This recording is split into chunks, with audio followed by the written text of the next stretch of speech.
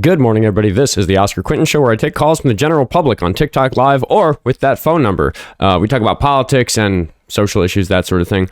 Jake Lang has been in the news lately for coming to my city and being a Nazi and all that good stuff that isn't good, which is why we told him that he was a bitch. Anyway, we'll talk more about that, I'm sure, today.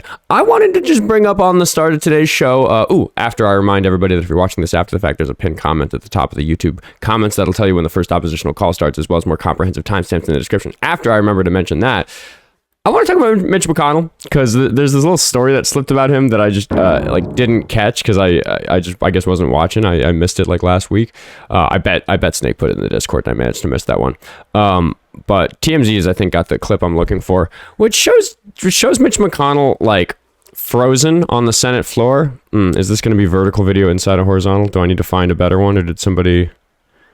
Oh, come on, TMZ, you can do better than this. Let's find a better version of this clip. Discharged from rehab, I think. From Reddit there. From Reddit. Oh yeah, Erie Senate video. I just want to find the video, internet. Let me watch the video I watched yesterday. Can we make the internet work in a way where when you watch something on the internet, you can find it the very next day? Okay, hold on. Republicans condition.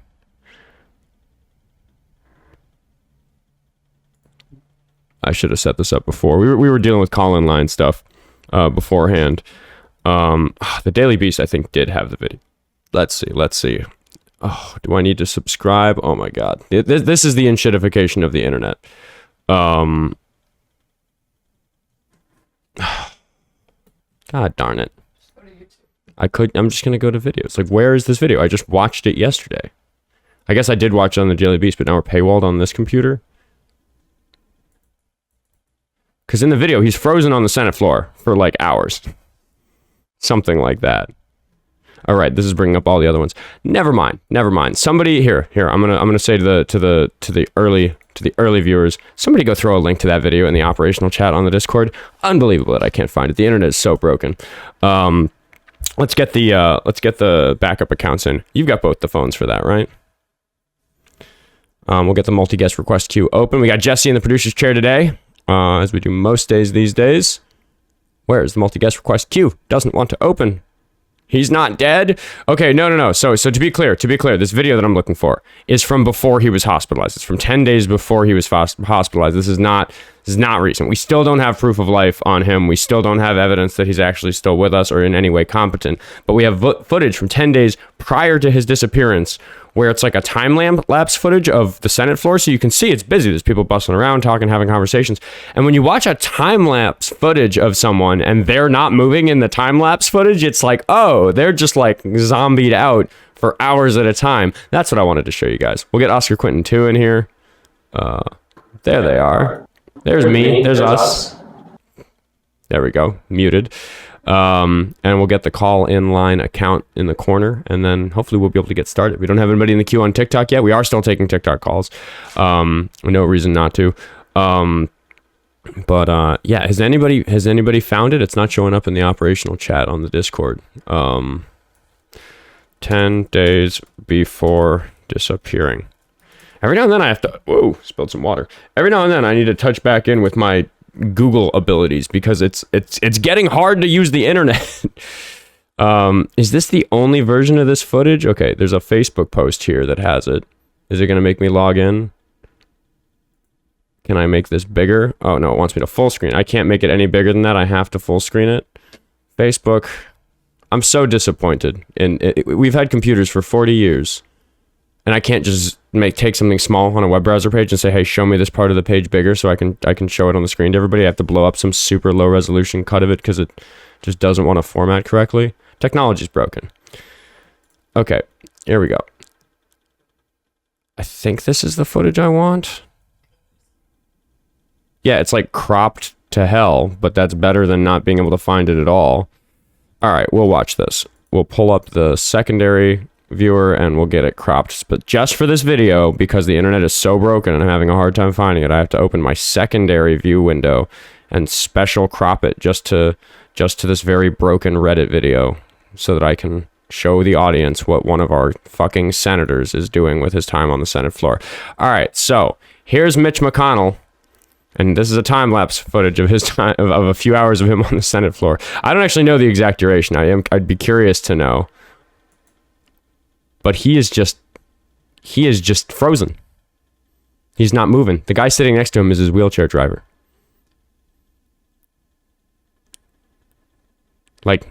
His hands aren't moving, his feet aren't moving. He doesn't reach up and wipe his nose. He doesn't look left or look right. He doesn't react to any of the things that's happening in the room.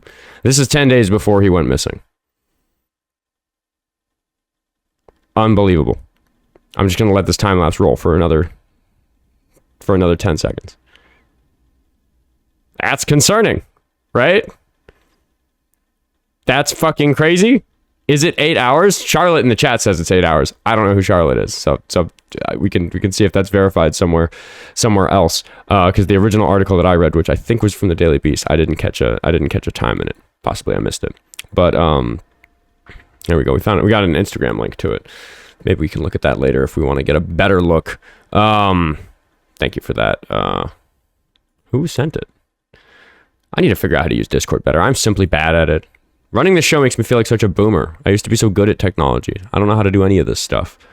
But yeah, so yes, to clarify for the chat, the video we just watched of Mitch McConnell just being absolutely frozen on the floor of the Senate is from before he went missing. So that was his condition 10 days before he was taken to a hospital with what was originally reported as a cardiac arrest, which not very many 84-year-olds survive a cardiac arrest, but that they kind of walked that back and said that he just had a fall, which, yeah, I don't believe it, man. It's fucking crazy. I don't fucking believe it. I don't believe that the governor of a state can demand proof of life from a senator and not get it, and just have that be okay. That's fucking crazy. Shit keeps happening that I didn't think could happen, that I didn't think you could write into this crazy fucking fairy tale. We've got the call-in line account in the corner, which means we can take phone calls through this TikTok account so that I don't get a ding on mine. Frog Adventures here. We can start the show with a little bit of joy.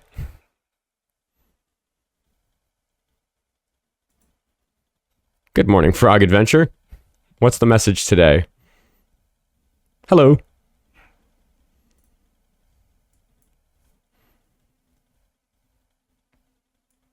Let's see if he's got a sign for us.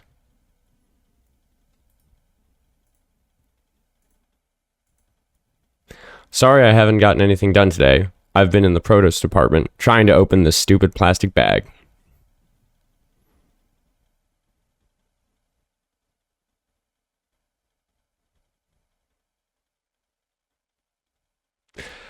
You're riding a horse full speed, there's a giraffe next to you, and a lion chasing you. What do? Get your drunk ass off the carousel.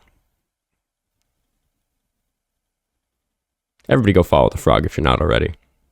You will find some interesting live streams if you do. Do you think that when fish get thrown back into the water by fishermen, they go swimming around yelling about alien abductions and the other fish think they're crazy and stop talking to them? I do. I imagine that's what's going on.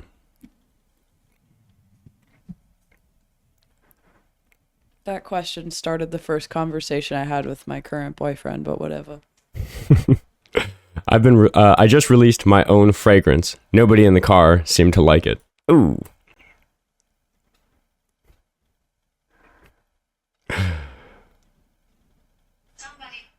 Give me some love in the chat for the frog. We love Frog Adventure. Just been on the Weight Watchers website, and it asked me if I accept cookies. Is that a trick question? All right. I want to find some debate, so we'll give Frog Adventures one more quip. Let's see what they've got for us. I post a lot of stupid, silly crap on here for one reason, so that you might forget about your problems and laugh or at least smile for a moment or two. That's what makes me happy. Everybody make sure they're following the frog so they can make the frog happy.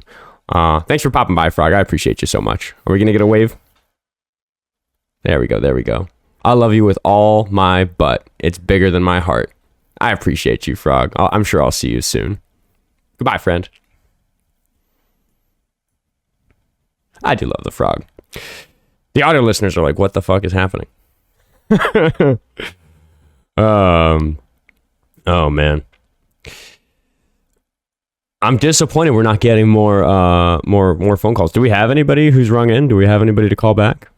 Suppose we could start bothering the people who called us yesterday, but I think we should just keep it to today calls.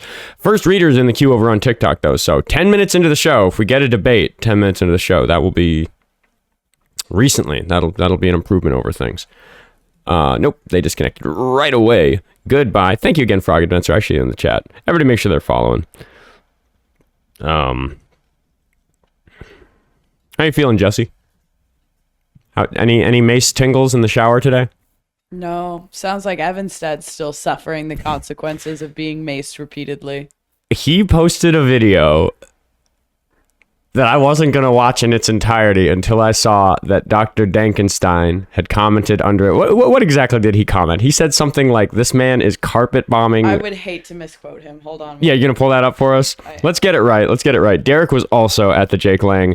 Everybody's dealing with this, this weird thing that happened that a bunch of us were at. And Tom Evanstad, this crazy convicted rapist who's running for governor in Minnesota, posted a video. And Dr. Dankenstein, friend of the show, Derek, the wizard, Dorese's the wise, if you're familiar with the occasional wizard appearance on this show, he commented under this video, a comment that made me watch it in its entirety because Tom Evanstad's a fucking crazy person. Dankenstein commented on this video, carpet bombing N-bombs, like he's trying to destroy Gaza. So I was intrigued, I'm not gonna lie. I watched.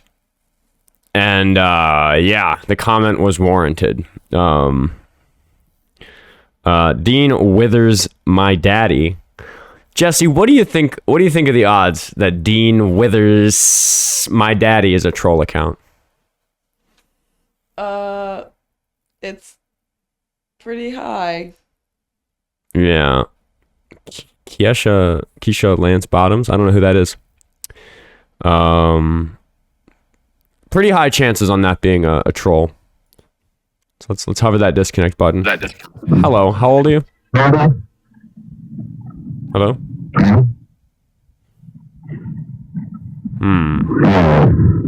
Terrible echo. Nobody's there. Goodbye. Well, that could have been worse. Yeah. Could have been worse. Somebody in the Discord says Cash App when you can might be able to acquire callers. What are you talking? Is there a Cash App? Oh, so Joey wants to know for $1, yay or nay, sharing the number in brain dead MAGA Facebook groups. I mean, I love the idea of some people calling in and not particularly knowing what is going on here, like what they're calling into. Like, that's why I was talking about sending it out. So I suppose, sure, like, I think the idea is if you call this number, it's because you support Trump and you're supposed to explain why. Like, I think that's like what we should, that's the branding I want out about it. And quite frankly, I don't even really want like leftists that I normally am willing to debate with calling it, because it's not I don't want it to be the disagree with Oskar Quentin number. I just want it to be like, are there still Trump supporters? I'm having a hard time finding a single fucking one of them that I can take seriously. Oh my God. I found a whole nest of them scrolling on my feed. I'm making a video about it later today, but I haven't commented yet because I don't want her to block me before I can make a video about her page. But in the comment section is just so many Trump supporters out of the woodwork. They hide. They literally have nests where they hang out. Well, I feel like the Facebook Trump supporters, they do for them, it feels like it's kids in the schoolyard playing but with Pokemon cards, where they have a little Rolodex of offensive memes, and when I post a video, instead of coming up with nuance or some disagreement about it, they're just here's a homophobic meme for you, sir. And I look at it and I'm like, gross, why is that in your phone? What the fuck? And then they do that under all my videos, and every now and then they do 60 under one of my videos, and I'm like, dude, I think I should ban you for that. A lot of hate speech in these memes. It's very Like, I want to penetrate that space and be like, what's going on? Why do you have a bunch of memes full of like gay, I almost said it, but I'm not allowed to say it on TikTok, pornography, where like it's only censored by the text that says like liberal men with like an arrow, and it's just like, dude, like why do you have a bunch of pictures of naked dudes in your phone? Like, that's allowed, but if you're using the naked pictures that you keep in your phone of men to promote homophobia, it's a little transparent what's actually going on with you, just gotta say. Phrasing. Yes, Chairman. I know my use of the word penetrate is often a little too technical for the chuds. They get excited when I say the word penetrate. Can I read the post I found from this woman that brought me into the nest? After I thank Nurse Elliott for sending $5 on Venmo, State of PA has reported 2 measles deaths, the first in 35 years. Please remind the crowd that there's no such thing as an unsafe vaccine. Anti-vaxxers have no place in medicine. Ooh, woo. Correct. Please go get vaccinated. Vaccinate your fucking kids for measles. That shit's coming back, which is stupid. What'd you find, Jessie? I was casually scrolling. Okay, this got me.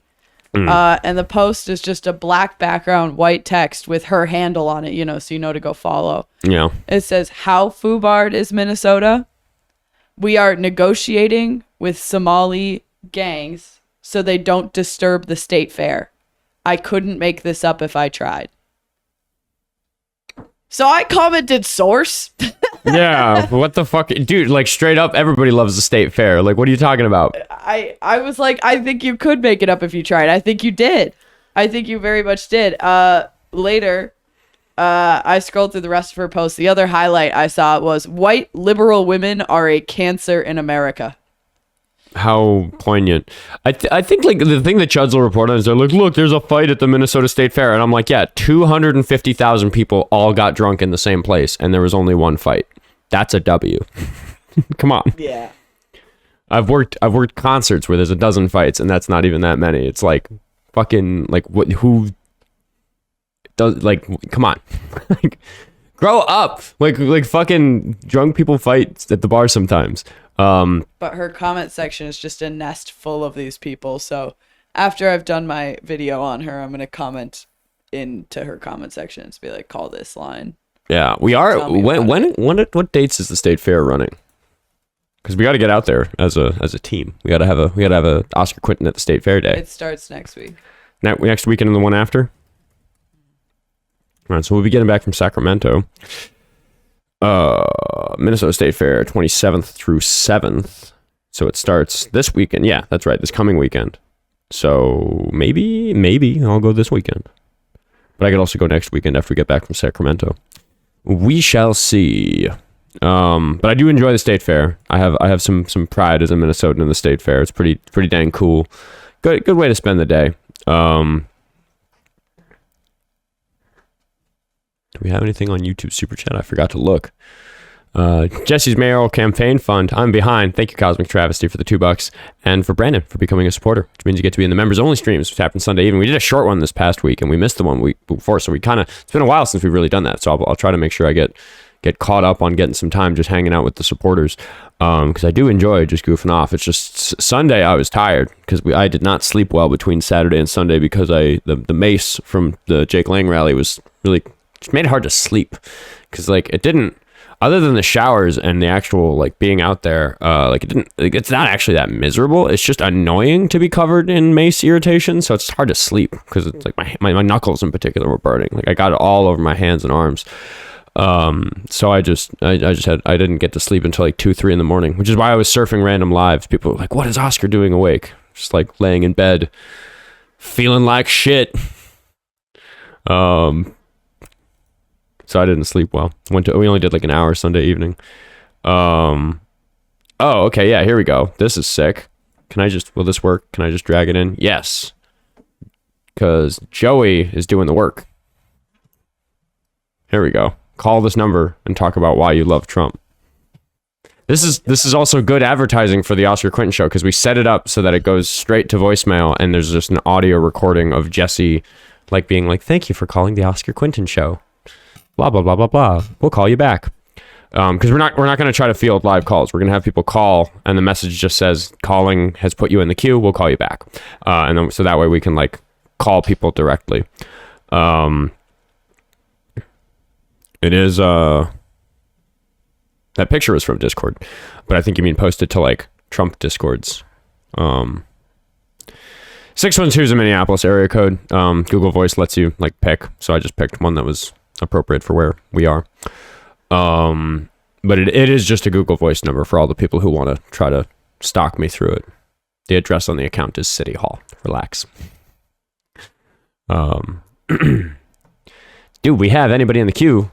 We need to get more monitors here in the studio. We've been running the show through one large 4K display that me and the producer have duplicated, but there's too much going on. We need to get some verticals in here, so we can see all the chats at the same time, because I just absolutely cannot. But while we wait for a caller, let us see what's going on in the various chats. Let me get the main YouTube one open so I can actually see what people are saying over there.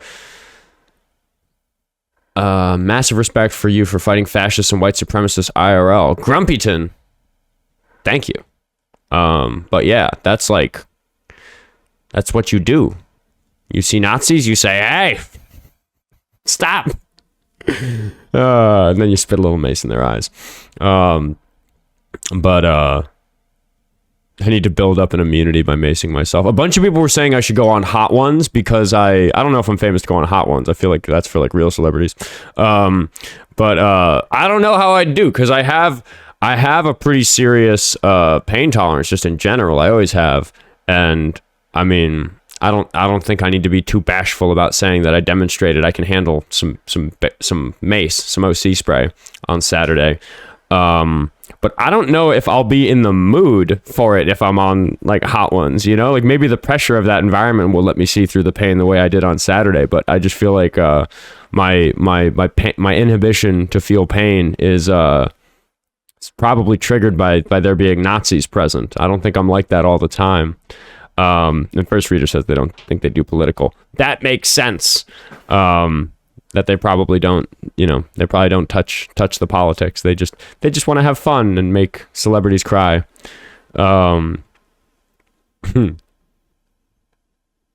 Dude, love watching different viewpoints of the protest and just hearing you in the background. Fucking legend.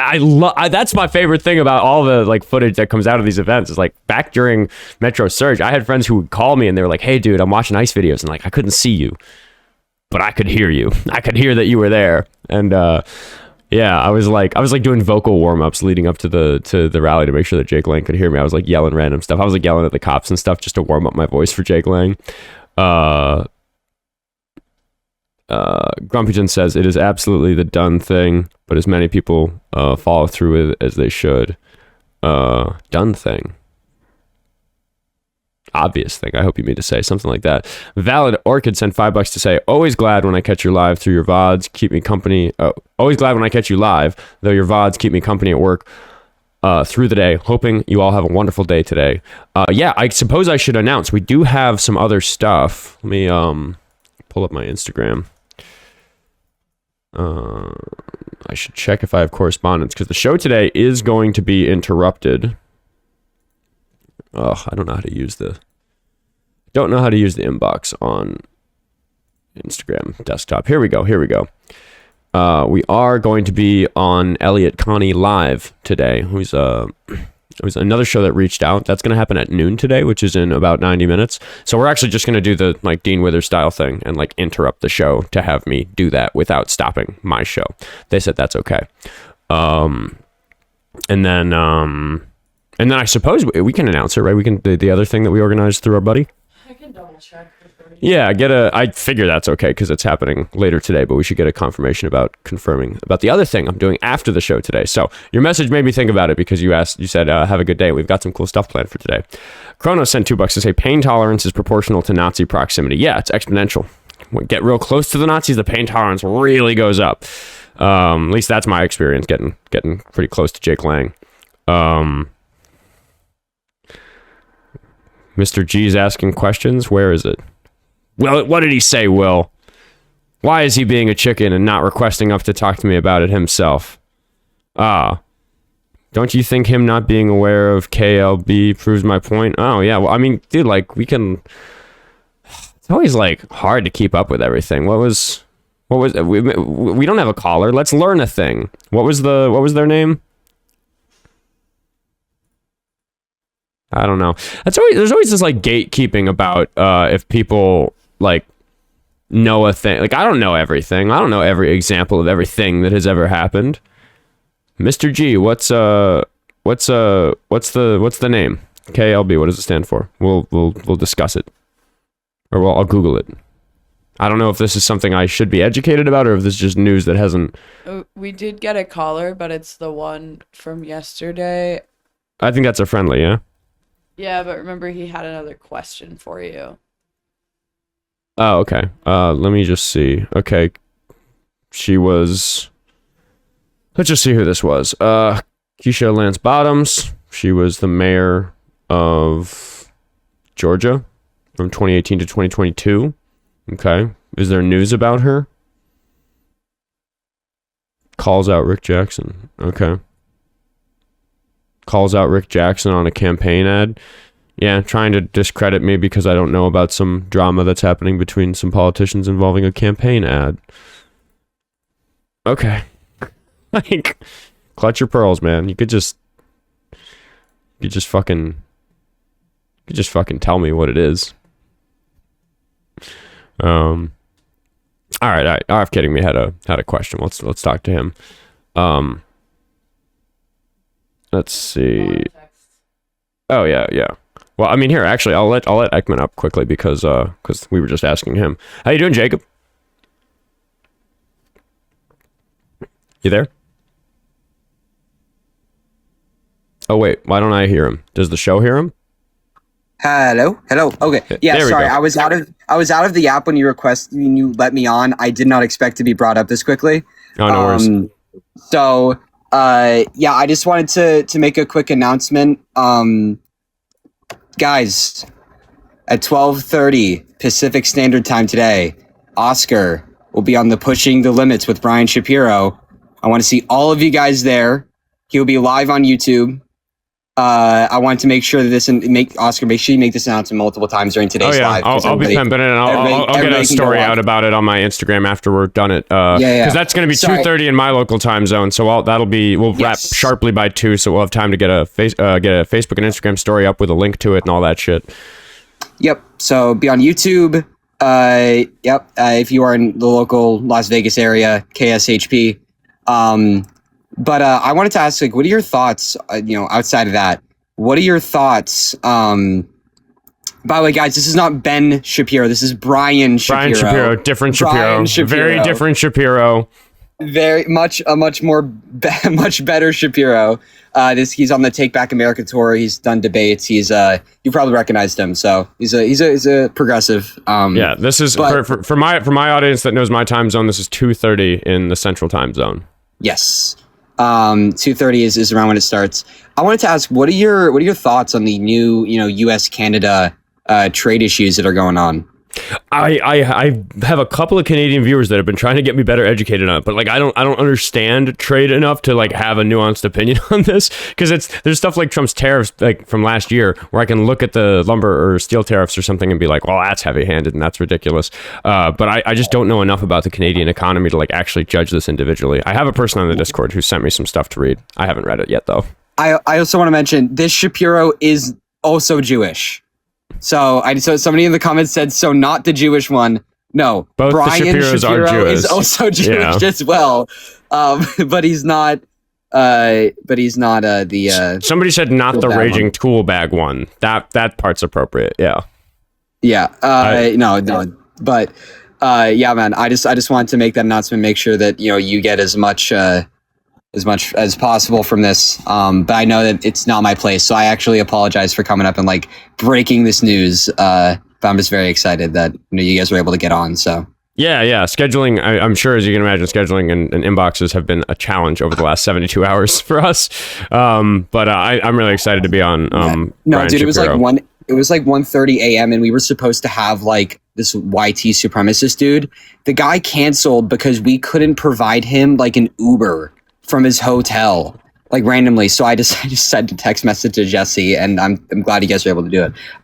By the way, people ask if Shapiro's a Zionist. He is not. In fact, he debated like Shabbos Kestenbaum, like literally like 2 weeks ago. So he's not. He's So I don't know, but yeah, it's gonna be good fun. He's gonna talk to you about the the whole Jake Lang stuff. So, but yeah, I just wanted to say about the Canada US stuff. Like, this is like the first time, in my opinion, that countries are actually fighting back against the US. Right. I think these retaliatory tariffs are about to put 50% tariffs on US, which is definitely going to affect Canadian markets. That's going to be difficult. Their prices are going to go up. However, I think that this is, again, like I hadn't heard that update today. They're doing 50% retaliatory. I just didn't get the news flash about that today. That I have a more obvious opinion about, which is fucking get some, Canada. Show that you ain't a pussy. It's gonna hurt. Like, this is gonna be economically bad for Canada. And I'll say the same thing about what they're doing as what I said about the like. I was mad at Biden for not sanctioning Russia harder when the ground invasion of Ukraine began, because it's like, no, we should let our economy hurt to show that we're not willing to fucking do business with monsters. And if Canada's gonna feel the burn a little bit, maybe I can relate to that sort of approach to dealing with fascists. Yeah. I think it depends, because I don't know what our trade surplus is, but they export a lot to us. Yeah, a lot of our lumber comes from there. Like a lot of some necessary goods for particular sectors, like lumber for home building, that sort of thing comes from Canada. The good thing is I don't know what the Canadian situation is, but fortunately they're not facing the length of a affordability crisis compared to how we are. So I don't know how much that's going to raise their prices on like local goods and everything, but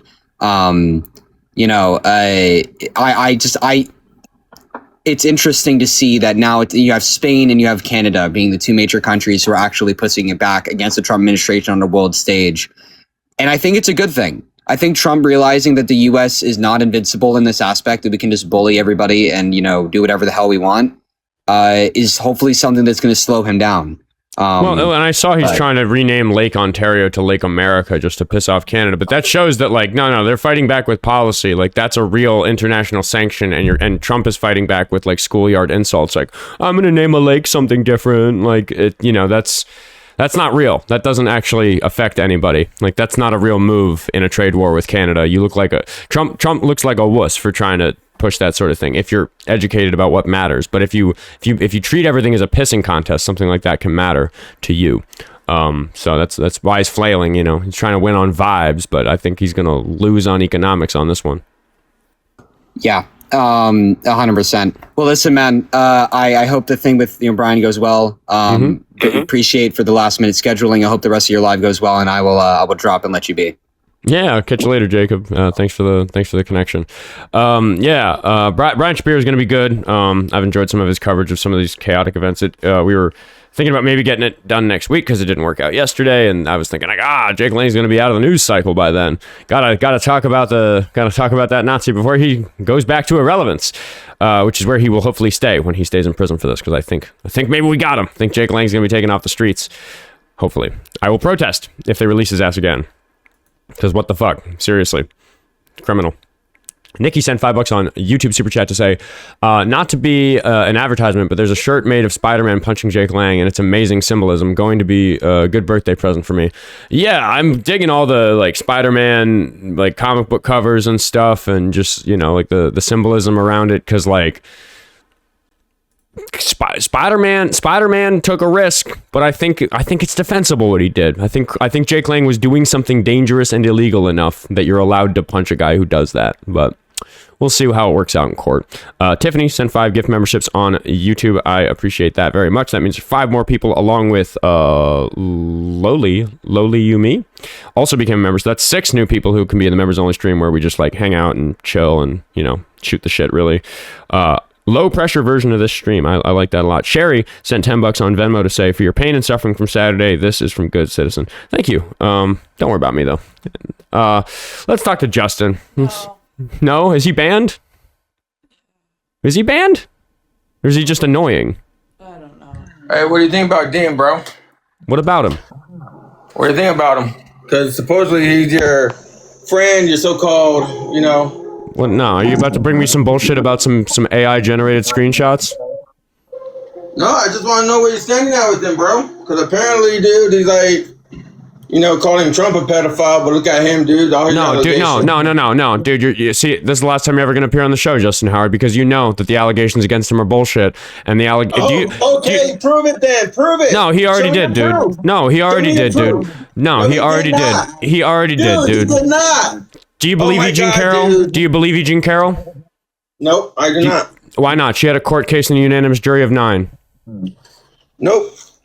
It was found. Dude, no, Justin Howard, you're banned from the show forever then. I'm not doing it with people. If you're going to tell me that 2 obviously AI-generated screenshots are bullshit, and that a fucking civil case with a unanimous jury of 9, you are a fucking monster, Justin Howard. Rotten fucking hell. There's no, like, I'm so kind to monsters on this show because I think some of them can be let out of the darkness, but, like, get fucked, dude. I don't give a fuck. You're a fucking monster for that. You are women everywhere should fear Justin Howard for the fucking piece of shit he is for not caring about victims so much to leverage the victimhood of, in fact, an actual victim in the Dean Withers case, the person whose identity was stolen by the people who are trying to frame him and create those fucking not even well done fake fucking screenshots of it. Justin Howard, no, I don't take it seriously. You have demonstrated that you are not interested in truth. You're not just some misguided, hateful fuck who believes all the Kool-Aid you drink. You are literally trying to weaponize disinformation to harm people at the expense of victims of sexual abuse.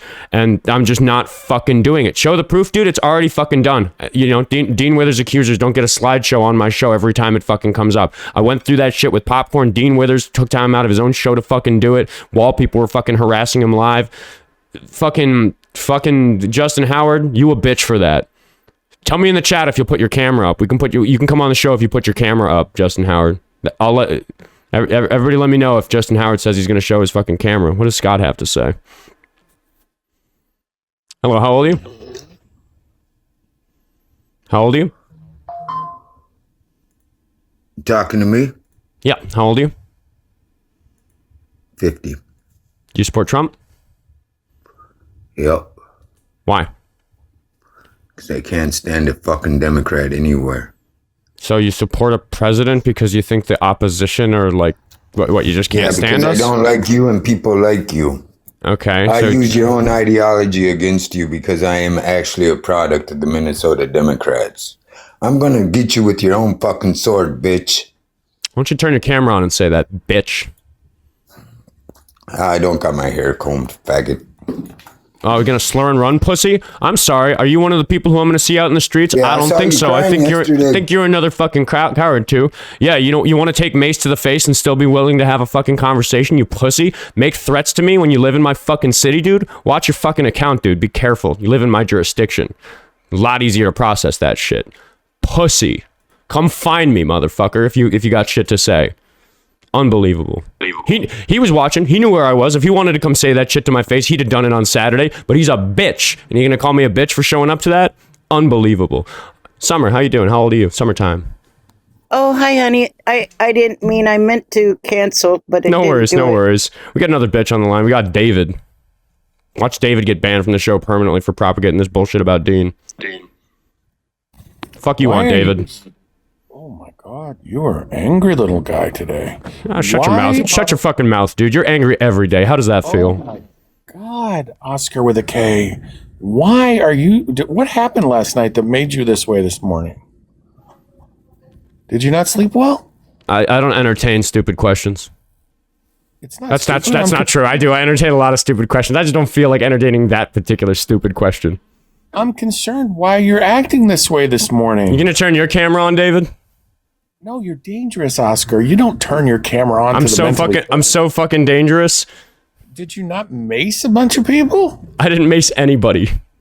Did you not go to a violent protest? I went to a protest that became violent when the Nazis showed up. Yeah, they drove a fucking truck on the sidewalk, you bitch. Why did you go? That's mental illness. Is that all you got? Anything else, David, before I let you go? No, cheer up, buddy. Go fuck yourself, David. You a bitch. Justin, you gonna turn your fucking camera on, you pussy? Pussy leaves his camera off. Come out to Cali and talk this big, bro. Going to California next week, dude. Where are you sending your fucking goons to fight on your behalf? Fucking whatever, dude. We doing trash talking now. Like, Like, because there's no politics to discuss. Like, it's just, oh, I'm a bitch for getting maced half a dozen times. Like, go fuck yourself. Ferkso, if that's how that's pronounced. We'll see if they are willing to have a conversation. How old are you? Hey, how many Somalian cocks have you sucked right now? Hey, let's get that camera up, bitch, if you want to keep talking. You a pussy? Pussy runs. You gonna run? Are you Jewish? Can't get maced through the camera, dude. Turn on your fucking camera if you want to have a conversation. Are you Jewish? You're just another coward, just another fucking keyboard warrior, just another fucking Klansman hiding behind the white mask that is leaving your camera off. You think you look... Are you think Jewish? you look... Dude, stop asking me questions. I'm not going to answer a fucking word you got to say until you turn your camera on. That's what happens next. Are you Jewish? Yeah, dude. Fucking cowards, dude. You're a fucking Klansman is what you are. For fuck's sake, dude. I need to start doing this show in person. Like, for fucking real. All these fucking pussies, dude. Like, Jason sent $2 to say, fuck Justin Stolen Valor Howard. Yeah. Probably doesn't want to show his face because he doesn't want any of the crimes he's committed by stealing valor on the internet to be associated with who he is. Wouldn't fucking want that. Now, would he? David sent $5 to say, yes, it's Oscar with a K, David with no D. Ooh. Thank you. And thank you, Daniel, for the $25 also. He sent me $25 on Venmo with the message. With what message? Where was it? You, sir, are here among men. You're too humble to admit it, but you are. Never change, brother. I just, I think it's that fucking responsibility, capability thing, right? Like, if I'm capable of being maced by Nazis a dozen times and maintaining the composure I came there with, fucking, that's probably the job for me, right? But, dude, this is kind of what I wanted. Like, I'll sit here and I will tell these people that they're fucking Klansmen hiding behind their digital hoods all fucking day. Somebody ban Justin Howard. Just get him out of here. I'm not fucking doing it unless he wants to turn his fucking camera on. Stolen valor ass bitch who wants to fucking hide. Wants to make threats about me coming out to California. I'm coming to fucking California, dude. You want to shake hands and have a conversation in person? I'll be cordial. Will you? Pussy. Justin Howard, I'm coming to your state. You want to meet in person? Let's fucking do it. Fucking loser. Let's say hi to RFKiddingMe. He's a friendly.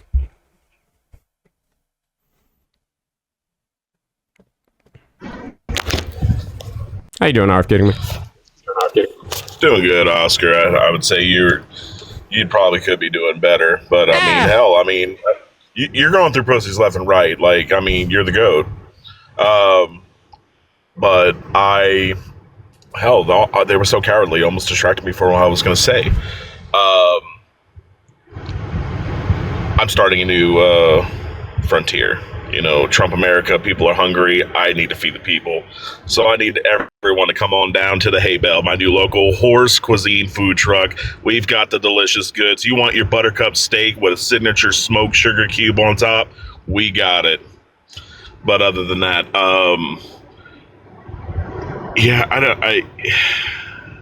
they left me speechless. I had something else that was actually like newsworthy, but like, oh, no worries. Yeah. No, I just haven't encountered a Trump supporter who had something to say about Saturday who wasn't a total fucking bitch about it. In fact, the only person who was able to have a reasonable conversation with me about it, amazingly, was RC. RC, I got him to admit that what they were doing was bad, and it probably would have been okay if the law enforcement chose to shoot them. Because if you think that it was okay for the law enforcement to shoot Renee Good or Alex Preddy, I think they were doing something worse than both of them. They had guns and they were driving a vehicle on the fucking sidewalk instead of on the street at people. But anyway, fucking hypocrisy. You can let me know. I remember now. Oh, good. What is it? I remember. You can build an intolerance to mace. I mean, as a serial stalker, you definitely can. Because, like, I will tell you, I was seeing this one girl for about 6 months, but then the police took my binoculars. So that ended. But yes, you can build an intolerance. Good to know, man. Anything else? I kid, I jest. We love women. We really do. Yeah. Unlike MAGA. Seriously. Anything else before I let you go?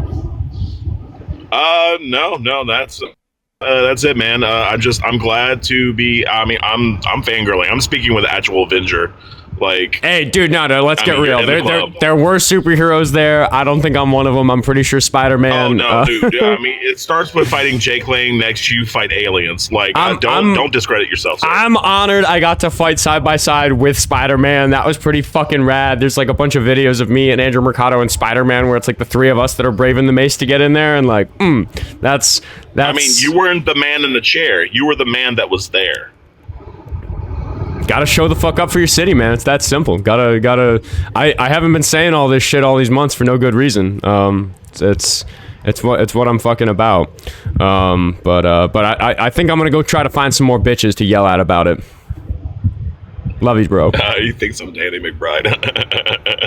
No, You do sound a little bit like Danny McBride. All right. I'll catch you later. RF kidding me. I'll read some donations on YouTube Super Chat. We've got Wendy sent $10 to say thank you for banning that dude. Yeah, just dude, like the whole like if you're not willing to engage with the notion that the allegations against Dean are obviously fake, and if you believe them, clearly you must believe E. Jean Carroll because she had so much more evidence. If you don't pass that test, you're just using the platform to spread hate, and there's nothing the fuck else to it. Luna Melendez, 15 or tongue-tied, $5 on YouTube Super Chat to say, Oscar, there was a whole new account made to accuse Dean again. It's awful that they're doing to him. 2 girls have had their identity stolen now. Yeah, they're just going to keep trying. I'm going to keep defending him, and then they're going to come do me to get me for it. So we're fucking here for it, unfortunately. That one guy with a really long name sent $2 to say, bitch train, all aboard, choo-choo. Thank you. Liaga sent $10 to say, tell Justin I'm in California, and even here he's a bitch. Fronting like that he'd survive the streets. All talk, no substances. Yeah, I even actually had the little Justin is a bee thing sitting on my desk, but I forgot about it. This was for a different Justin, wasn't it? No. Was that for him? Yep.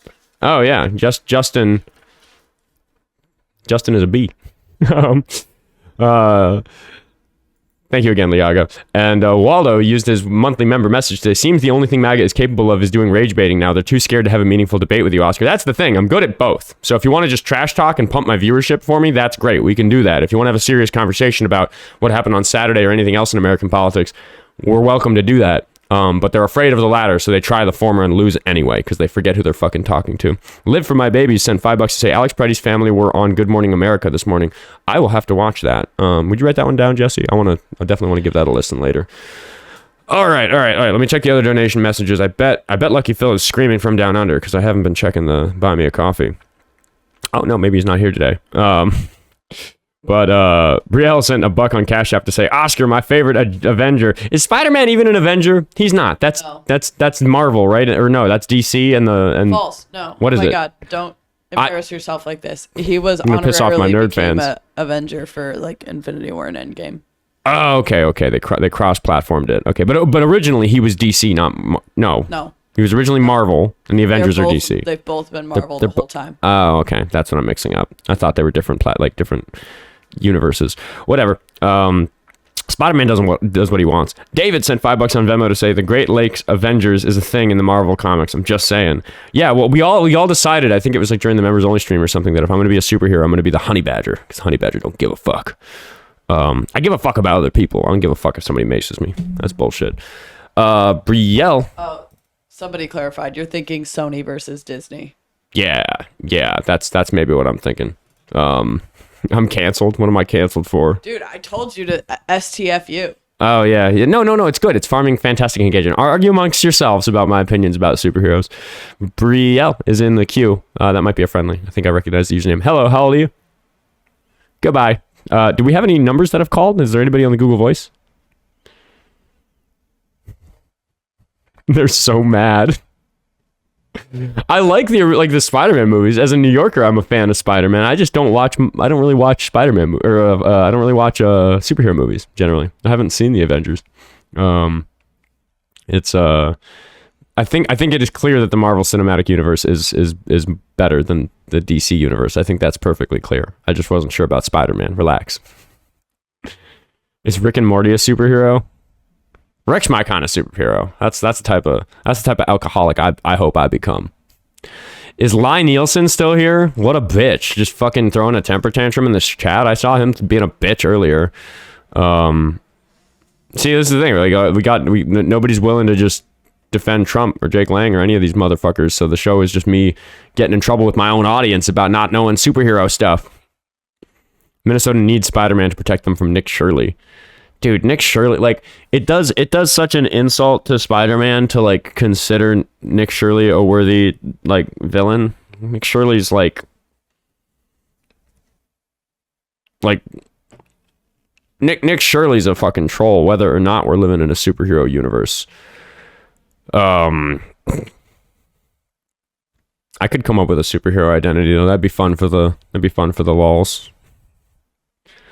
But nobody. We're running out of debates. I gotta find something else to do with my platform. We need to go we need to start traveling. We need to go college campus it. We need to go do the Charlie Kirk thing, because I'm just like, he did it so dishonestly. Like, he was so unwilling to have long form debates with people. He was so unwilling to like really have himself be like intellectually vulnerable in that way. So I'd want to just like do it better than him. A revolving door defeats Nick Shirley. Well, dude, Nick Shirley would be so offended by the things I post about him if he could read. Okay, I don't want to trash on Nick Shirley too much. It might be not kosher to make fun of him, if you know what I mean. But I don't know. He is like a Nazi, so maybe I get a pass for that. It is pretty shitty what he did to my neck of the woods. Future White House press secretary Nick Shirley. You have to be literate to be White House press secretary. Like Caroline Leavitt sucked, but like, I'm pretty sure she could read. I'm pretty sure she could articulate. He makes grilled cheeses at night. Oh man. Dude, it's Oscar's not a Shane fan. I don't think he gets the grilled cheese at night joke. No, I've seen that in my comment sections so much that it has I've been made aware of it. He's making them at night. Oh. Let's also check the management email, because I believe that's where Elliot Connie is going to reach out. We got to make sure we're ready for that, because in about an hour we are going to interrupt the show to do the Elliot Connie show. And this afternoon at 2:30 in same time zone as this Central Time, we're doing the Brian Shapiro show, which is 12:30 in their time zone on the West Coast, and I guess that's 3:30 on the East Coast. So doing those two today. And then let's check spam. Let's just make sure we didn't miss anything from him. Email inboxes. Gross. Go away. Law of the Wild here. Nick Shirley needs Nick Shirley needs YouTube tutorials to tie his shoes. EgoLad. Why would you make your username EgoLad? He just joined. Why are you teacupped? Hello, how old are you? 25. 25. Are you a Trump supporter? Trump supporter? I'm actually an immigrant. I'm here to talk about the FI symbol, like slogan behind you. Sure. So, what's your stance about illegal immigration? Let's say we have 13 million of them right now. How many of them do you think, like, what do you think is the solution here? I think most of them should stay.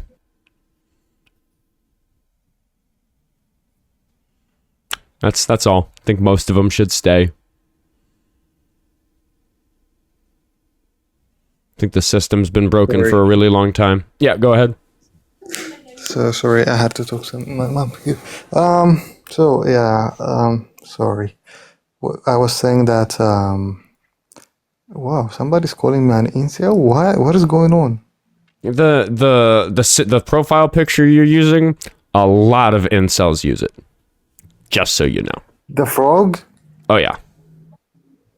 Gosh, okay. It's a little bit of an incel banner. To a lot of people, Pepe the Frog as your profile picture says, "Look at me, I'm such an incel." So I forgive the chat for thinking you're an incel. I'm okay. I'm also an immigrant, so like there's a lot for me to catch up with the culture thing. I would recommend against having Pepe as your profile picture if you're not aware of the way that the alt-right has used that imagery. So I'll forgive you on that one. But yeah, okay. Yeah, but I think that most of the illegal immigrants should stay. That'd be okay. So what should be the basis of, like, for example, let's say the people who have already come, and my family, for example, immigrated in a legal way and stuff. It has happened, right? And there's a huge difference coming here in a legal and illegal way, depending on the person. But for most part, I would say like it's very different. Like from cost standpoint to like how long it would take you. I'm not happy that you had to go through such a difficult process. Like, we can just start with that bit of common ground. I bet I don't know exactly what your path to legal residency was, but I bet it was shitty what you had to do. I don't want to discredit that. Like, I'm just gonna say, like, for my family to like unite, I mean, we're not even done uniting, but like it took us more than 20 years. Right, and I think that's devastating, and I'm really sad that there's so many people for whom it's that bad. Yeah. So, okay. So, for moving forward, what do you think should happen regarding like immigration, like both the illegal and the illegal routes? What should happen? Well, I just think that the fact that you're not even done with this 20-year process is a demonstration that to people like you, if I'm to assume that you're a reasonably law-abiding, hardworking person, got no reason to think otherwise. Most immigrants, legal or illegal, are that, not law-abiding if they're illegal immigrants, technically, obviously, but I just, you know what I mean in terms of other crimes. So like, if you're a happy functioning member of society, then I'm really fucking sad that it's so hard for you. So I want to take the system that makes so many people have so hard a time as you had, not so difficult, and make it easier for people so they can move in faster, reunite with their families more quickly, get settled more quickly, not have to spend so much time waiting just to hear an answer, especially if the answer is going to be no. I think if the answer is going to be no, we should tell people more quickly. But I think we should say no to fewer people. And because that system has been so broken for so long, a lot of people paid the price of going through it in the way that you did, which was shitty. And some other people paid the price by making themselves an outcasted member of society by immigrating illegally. And I feel bad for those people too. So I'd like to correct it for everybody going forward by making that process easier and forgiving the people who had such a hard time. We can't undo the fact that you went through a process that I think was probably immoral and horrible to you. But the solution isn't to keep the process horrible and immoral for the next people that come. Okay. So obviously everybody agrees on this, but people would look at you and be like, okay, now that we've made the process fast, streamed, and easier and like affordable, like a lot of people will come and like it's gonna be out of control and stuff like that. They're gonna make this like different type of like argument. Do you have like an answer to that? That the number of people who will want to immigrate will increase dramatically if we make it easier? No, people already want to immigrate, but if it becomes easy, and it will like the number of immigrants would like explode in number and stuff like that. I actually just I haven't seen any evidence that the number of people who would come into the country if we made it easier would be any type of problem for our economy or anything. Like we have a problem, which is that there's 12 million people who aren't properly documented, which is a bummer. I'd like to address that. I'd like to address the fact that so many people are caught in a really unfortunate process that sounds like you didn't enjoy. It sounds like you didn't like spending 20 years going through this process with your family. So I see that as bad. So when you say like, hey, it could be bad, I could say, okay, yeah, if we made the policies more what I like, if we made the border policies more closer to what I would like, and somebody came and showed me a report that said, okay, we've done some polling, we've looked at other countries, we've looked at immigration patterns, we think 100 million people will try to immigrate in this new system, I would say, okay, that's a big problem. I'd be interested in that problem if somebody who studied this material and studied the demographics around this and was able to demonstrate to me that there's somebody I should listen to when it comes to making predictions about this. If any such person told me that 100 million people are going to try to immigrate suddenly if we change the policies to what I want them to be, I'd say, okay, that's a problem. Let's not do that. It's just racists on TikTok who are telling me that would happen. Like, do you have like some type of ballpark you would say like is like, okay, per year we should not exceed this number? I'm not enough of an expert to know what that number should be over year, but I would expect it to be in the millions. I'd expect it to be a 7-digit number. Oh, okay. Makes sense. I mean, after all, we don't really disagree. I'm not here like a MAGA or anything. Oh, it's fair. I think that we've been sitting here talking about policy, and at the end of the day, the reason I say fuck ICE is because it has a little bit more than policy. Because even though I disagree with the policies, I could say it's not necessarily the fault of the law enforcement officer enforcing a policy that I don't like. I wouldn't go after law enforcement just because I don't like the laws. That's not the way I operate. But there's two things going on here. We spent this whole call talking about the fact that I don't like the policies. And then separately, I don't like the enforcement mechanisms. I think that the practices of ICE are not just immoral and dangerous and unreasonable, but illegal and unconstitutional themselves. I think that's been demonstrated really thoroughly, even without me having to leverage my own eyewitness testimony, because I live in Minneapolis and I did witness a lot of it firsthand. Yeah, like the February, January things, right? Mm-hmm. Like the what is it called? Like the surge thing. Yeah, Operation Metro Surge. Yeah. Yeah. Okay. Thank you very much for the conversation. Okay. I would change the profile picture. It's mostly incels and Nazis that use that. Okay. Just so you know, it's people who hate you that often use that profile picture. Okay. We'll see if he keeps the profile picture. That'll maybe be telling about whether or not that was a troll. Bandit sent $5 to say, can we text call in line to give like one sentence? Here's why I'm calling, to help Jessie prioritize calls. Also, when's Jessie new song drop? Jessie, do you have a new song drop? I know you recorded more recently, but do you have any more releases planned with Sensing Agony? Ideally in less than a month. So the way it works, we might re-record the message if we find it's an issue, but the way it works with the call-in line right now is if you call this phone number, you'll just get an audio recording that says, thank you for calling. You are now in the queue. You may hang up, basically. So we're just going to call back missed calls so that I can sit here an hour into the show and say, Jessie, has anybody called that number in the last hour? It's on Do Not Disturb, so it doesn't ring through because there's no need for it to, but you should just be able to see who's called. You should have a list in front of you, right? Yeah. Do we have anybody? Still that one guy. Interesting. And he was difficult, wasn't he? No. What was it? I don't remember. That was the one that Oslo talked with. Oh, that's right. And then Sean sent $2 to say, how dare you, Spider-Man is a hero and an Avenger. Okay, I have been corrected about his accolades with the Avengers. I don't know. And Nil sent 5 gift memberships on YouTube. There's so many fucking members on YouTube. It's crazy. Like the fact that the chats are getting busy on there. We're gonna have to find a better way to deal with it because I want to make sure that those remain like chill. It's the whole point of those, is for those to remain chill.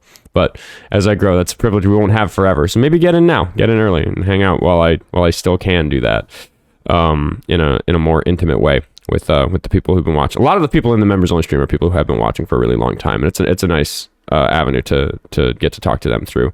What time is that interview again? Which one? The first one. Elliot, that's at Elliot Connie. We're doing Elliot Connie at 12. So you should keep an eye on the management email, and I'll keep an eye on my Instagram messages in case there's. Are you sure it's 12 this time? Yes. I will double check that, but I'm pretty sure. Feel like I would have. Feel like I'm pretty careful about that. Let's see what he said. Stream. Oh goodness. Yeah. 12 p.m. Central. Oh, and it was through StreamYard that we're joining? No, that's Brian's. Oh, but that's also Elliot, so we should get that set up.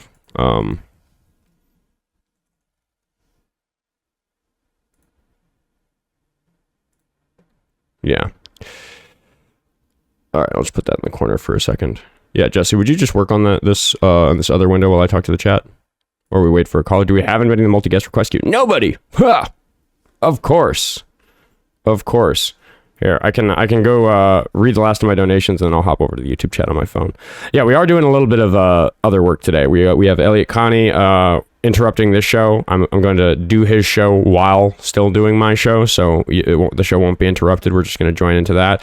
And then we're doing Brian Shapiro at 2:30 Central, half an hour after this show ends today. So I got a couple of different guest spots to do. David Collins, I think he sent me 2 when I read the first one. Yes, he was talking about the Great Lakes Avengers. And then the separate one after that, he sent another $5 to add to the conversation. Nick Shirley is the Travis Slattery of our world. That's an MCU deep cut. I didn't get it because I don't watch. I don't know. I don't know my MCU, but hopefully the chat gets that one. Jesse David sent $10 to say, "I forgive you for not knowing the Spider-Man comic book origins. Just don't make that mistake again." Oh, dude, like, sorry, was busy reading history books. I guess I don't know. Would I be so good at debating if I was the type of dork who knew my superheroes? Maybe not. Maybe not. Maybe I was busy playing Call of Duty. Zachary sent $5 to say, there are in real life superheroes who dress up in costumes to help those in need. Oscar, you should totally do it too. Yeah, well, I don't know. I just feel like I like the label of Honey Badger. That's like fun. But sounds like a pretty silly costume. Patrick sent $2 to say, I can't stop thinking about Richard Finger. And Nurse Elliott is back for $1 on Venmo to say, stop. Stop saying my name. You keep catching my attention. JK LMIO. Also, Discord plus me think your uwu are getting better. Uwu. Uwu. I'm working on them. I need to go review some other people's uwus so I can get better at it. Remember, everybody, I'm secretly a boomer. Matthew sent $2 on Cash App to say left fights forward, not back. Keep up the good fight. Fucking really, dude. Fighting Nazis with fucking Spider-Man. Like, what? What? How cool. How cool. That's what I like to see. All right, hold on. Let me go over to the YouTube chat. I'm live, aren't I? Give me a red ring to click. There we go. Oh, that's the protest. That's not today. There's today. I can't believe we're not getting callers right away. I thought we would immediately be getting lots of callers. I guess we did turn off. We could turn off the spam filter. we could see if that's the issue. I still see those calls come through. Oh, okay. You see them come through, but it like flags them for you. Yep. It just doesn't let them ring out. I see. All right, YouTube, what's going on? Oscar, you have a great power on this platform. With great power comes great responsibility to not make mistakes about our beloved obsessions. Yes. I maybe it wasn't a mistake. Maybe I know everything about Spider-Man and the MCU, and I carefully engineered my speech to offend the audience to farm engagement. That sounds like something I would do. It isn't what happened. What actually happened is that I just don't know anything about Spider-Man. But I mean, I know he a real one. Like, that was clear to me on Saturday. But I'm a 90s kid. I'm a Tobey Maguire Spider-Man type of guy. Just because of when I was born. Yeah, the entire chat is just mad at me about Spider-Man. That's all it is. Yeah, it's more fun a topic than, Nazis. Did Spider-Man ever fight literal Nazis in the comic books? I know Captain America did, right? Influencer man. Hintax Sports says I'm my favorite influencer man. Are you talking about me? I could be influencer man. That's like, it's like sufficiently like, it makes me think of the Bo Burnham song Straight White Male. It's like, I'm here to save everybody. It's okay, everybody. Influencer man is here. I just wanted to call Jake Lang a bitch, I just wanted to show up. I just wanted to not stay home if he came here. I did lock eyes with him. That's what I wanted. Doctor Debater. See, I got to be careful putting doctor in my title, though. I don't. That's always icky for me when somebody says they're like a doctor, and I'm like, you're not a doctor, though. Like, don't call yourself a doctor if you're not a doctor. Absolutely, Spider-Man fought Nazis. Cool. I mean, do you mean on Saturday or in the comic books? Because he was fighting Nazis on Saturday. I was there. Captain America punched the mustache man. How wonderful. Doctor of Thugonomics in the comics. Okay, cool. No, he's just supporting the canon. We got 1,100 people watching me yap about Spider-Man and shit like that, and not one chud calling in. Now I get to say it. That everybody watching should call in, because everybody's got a fucking phone number. Call in. Come on. Talk to me about Trump or something. I don't know.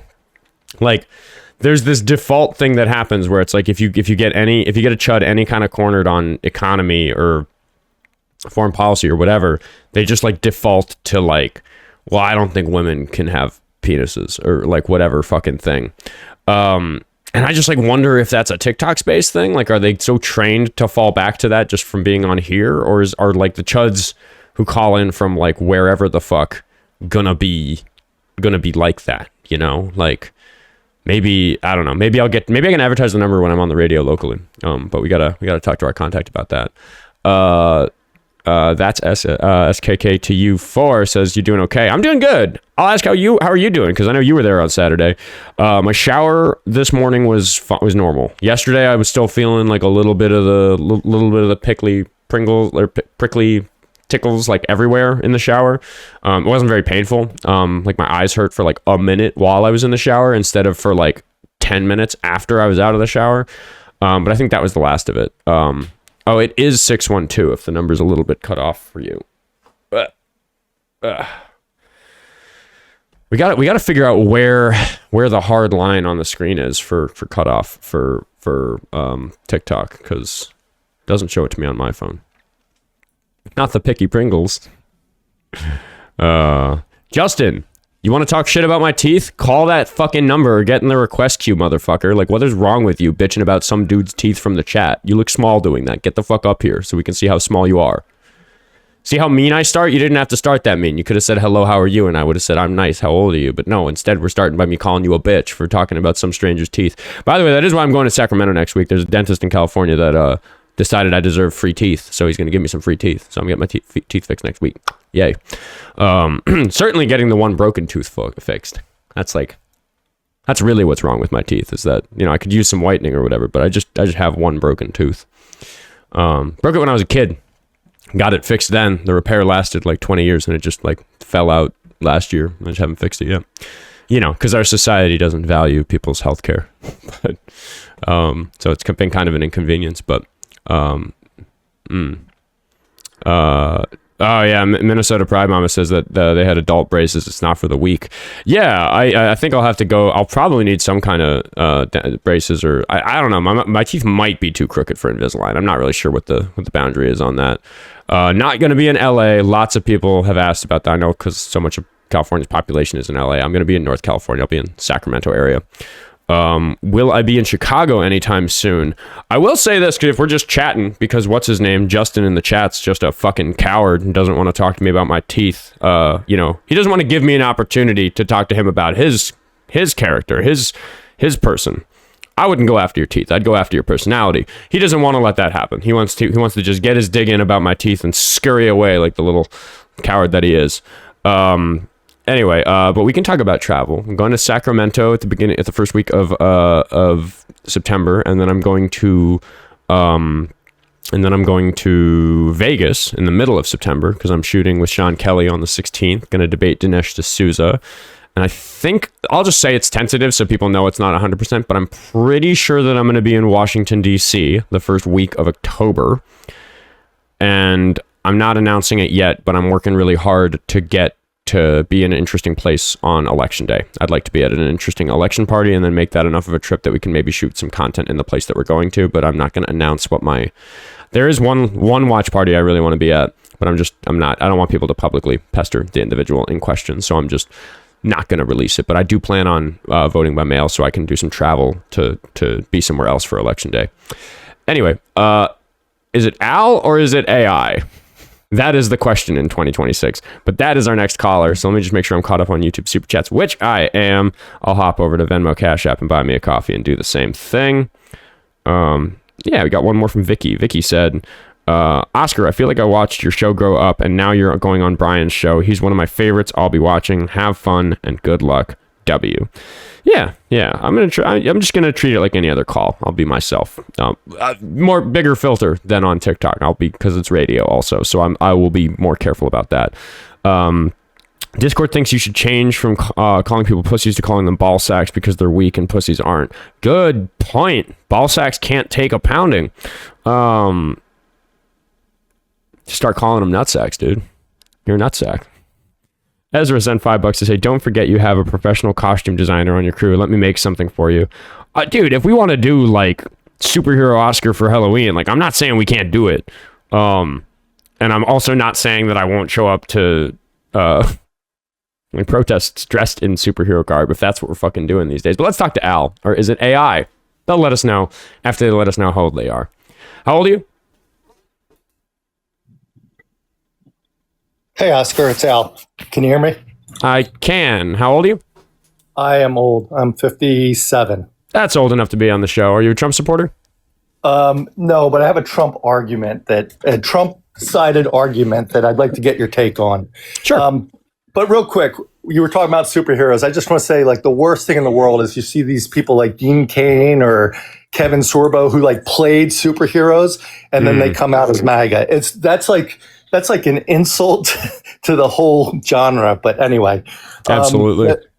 The thing I wanted to ask you about, and I have my own sort of counter argument to it, but I think it was under Obama, right? They passed a law that basically did away with due process for a lot of the immigration courts, right? And let them, expedited removal cases is what you're talking about. Yeah. Yeah. So I've heard MAGA use that argument. Well, Obama did it, and there's an acronym for it. I forget what it is, like AIRA or something like. I forget exactly what it is, but I just want to get your take on it. I have my sort of rationale. Why maybe it was justified at one point and not under MAGA, but I'd like to hear your perspective. Yeah, I see Law of the Wild in the chat. I'd love to have him throw a word in edgewise, because my whole thing about that is I don't like those laws. I think that those expedited removals are like the sort of corner cutting that I can understand an administration like Obama's doing to get more removals. But the issue that I have with Trump supporters acting as though that's like some reason that we can say that people don't need due process because he did that is that I don't think that they see the difference between that and deciding whether or not a person gets due process based on the color of their skin walking down the street. Like that's so far away from what happens with people who are found very, very close to the border. I think that there is a good argument to be said that's like not giving them the due process that they maybe deserve. I'd be okay with that being reformed. But my issue is that as long as the process that everybody gets is the same, that's whatever the system calls due process is what due process is. It's about not taking it away from other people. But people will argue that that's what's happening to these people who are found close to the borders, that they're not being given a proper trial. But I'm not educated enough, and I don't trust the inconsistent arguments I hear from Trump supporters about what exactly all that means. But yeah, I think that the people who make that argument are, when it comes to illegal immigrants in places like Minnesota, arguing that you don't need due process if you're picked up on the street somewhere. And that doesn't make sense to me. Yeah, I think the rationale under Obama was it was to counteract people who abuse the system, who just, lawyer up and go through multiple appeals to just delay the process when clearly they violated whatever. Yeah. And I think my perspective is, it's sort of like the Jim Crow, where you have these laws that are applied selectively, right? And so I think under Obama, like maybe there's a little bit more trust that, hey, yes, this law seems to abuse people's right for due diligence, but if you're applying it in a just way and selectively to people who are trying to abuse the system, that's one thing. But for like the Trump administration to use it in the worst possible way as a wholesale, deportation of people without any attempt to due diligence, intentions matter, right?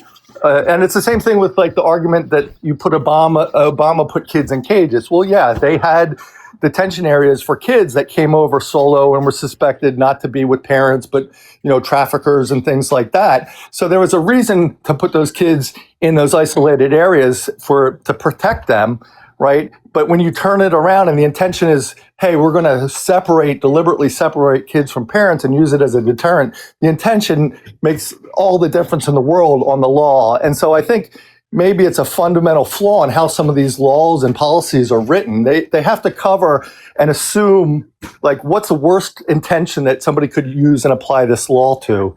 So anyway, well, and I mean, you must be busy because I think he's listening. Because I'd love to hear Law of the Wild's take on it. But LittleSalPal, who everybody should be following, by the way, make sure you follow LittleSalPal. I saw you in the queue. You have a word on it? Yeah, just what you were saying about due process. I don't know how more people don't understand what I think you and I probably understood around 5th grade, which is that if any one person in the country can be denied due process, anyone in the country can be denied due process.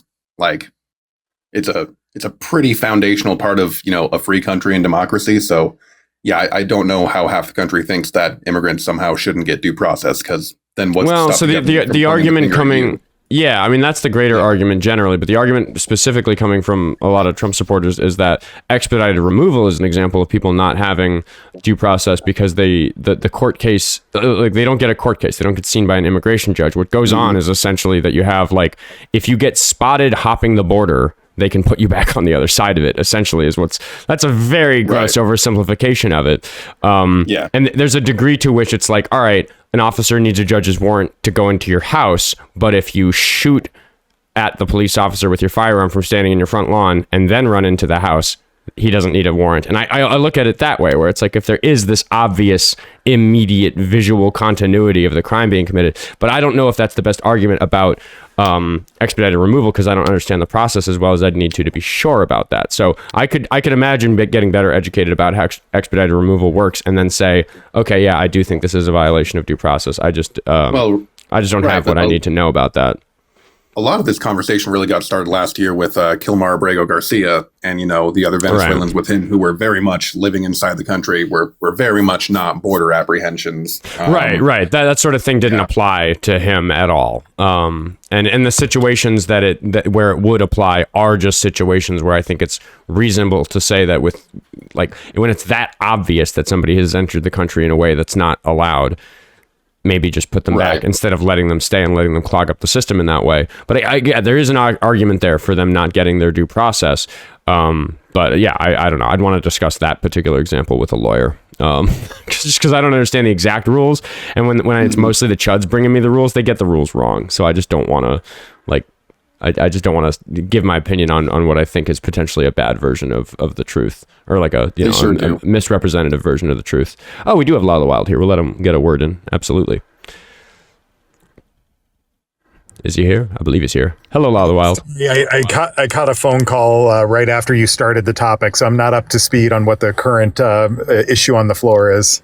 Well, basically the question is, like, how do we respond to Trump supporters that say that we already do have a violation of due process sanctioned by Obama through expedited removal, because people who are removed from the country, deported via expedited removal, are deported essentially by the law enforcement agents that found them instead of getting a trial and an immigration judge.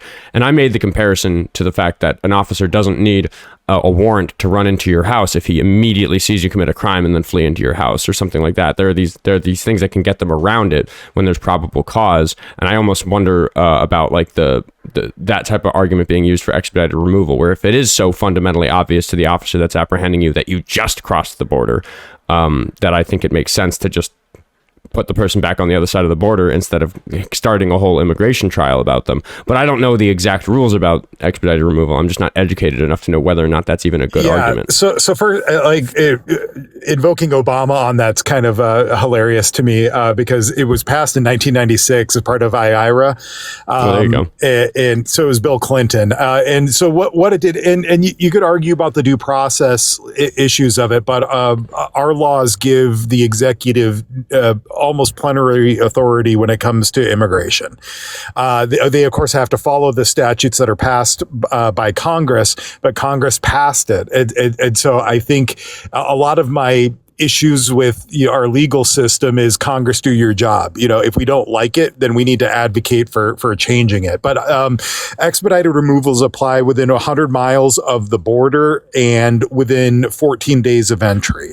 So both of those, either one of those things both of those things need to be true in order for somebody to be brought up on expedited removal. And basically, it's not a criminal offense; it's a removal proceeding. So there's different due process that you're entitled to when you're talking about criminal processes versus procedural processes. So the procedural due processes was the lawful procedure followed. Now, there are some protections that you have under expedited removal. If you make an asylum claim, then you are put into the asylum pipeline. That's clear. So people who have that valid fear of returning back to their countries have that. If you think that you're unlawfully being detained, you have habeas rights, where you can petition a court, habeas, bring the person up and justify your ability to detain them. But other than that, it is just that limited portion of, okay, hey, you just got over, go back. There's no criminal conviction that's associated with it.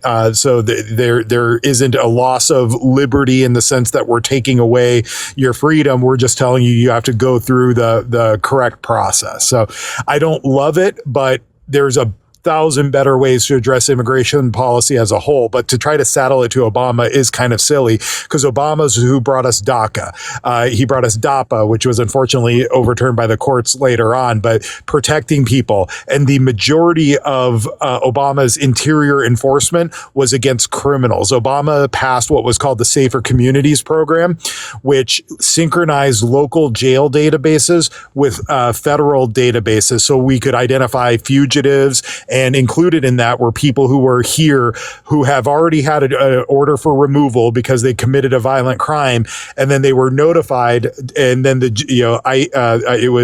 ICE could go and pick them up from the jail because they'd committed a violent crime and they've already been told to leave, and get them out. That was his enforcement priorities. It wasn't against families or raiding homes or anything like that. Yep, 2016, 92% of interior removals were violent criminals, according to the numbers I found. Appreciate that law. And again, it comes back to the thing about we have laws that we might agree or disagree with, but whether or not the laws apply to you, what due process says is that they apply the same for everybody. So this law would technically apply to me if I tried to sneak into the border without documentation for myself at the right? Could I get picked up and deported with this because of this rule if I didn't have documentation? If you didn't have documentation, you could be picked up under the belief that you would be expeditedly removed. But since you do have lawful status in the country, that would be all I'd have to do is identify myself. If I gave him my social security number, that would solve it, right? Right. Yeah. Hey, Oscar, thanks for bringing me up. I got to drop. I got to move to my car, and I don't want to talk to you while I'm driving, but I'll keep listening. You're doing great work, man. Thank you.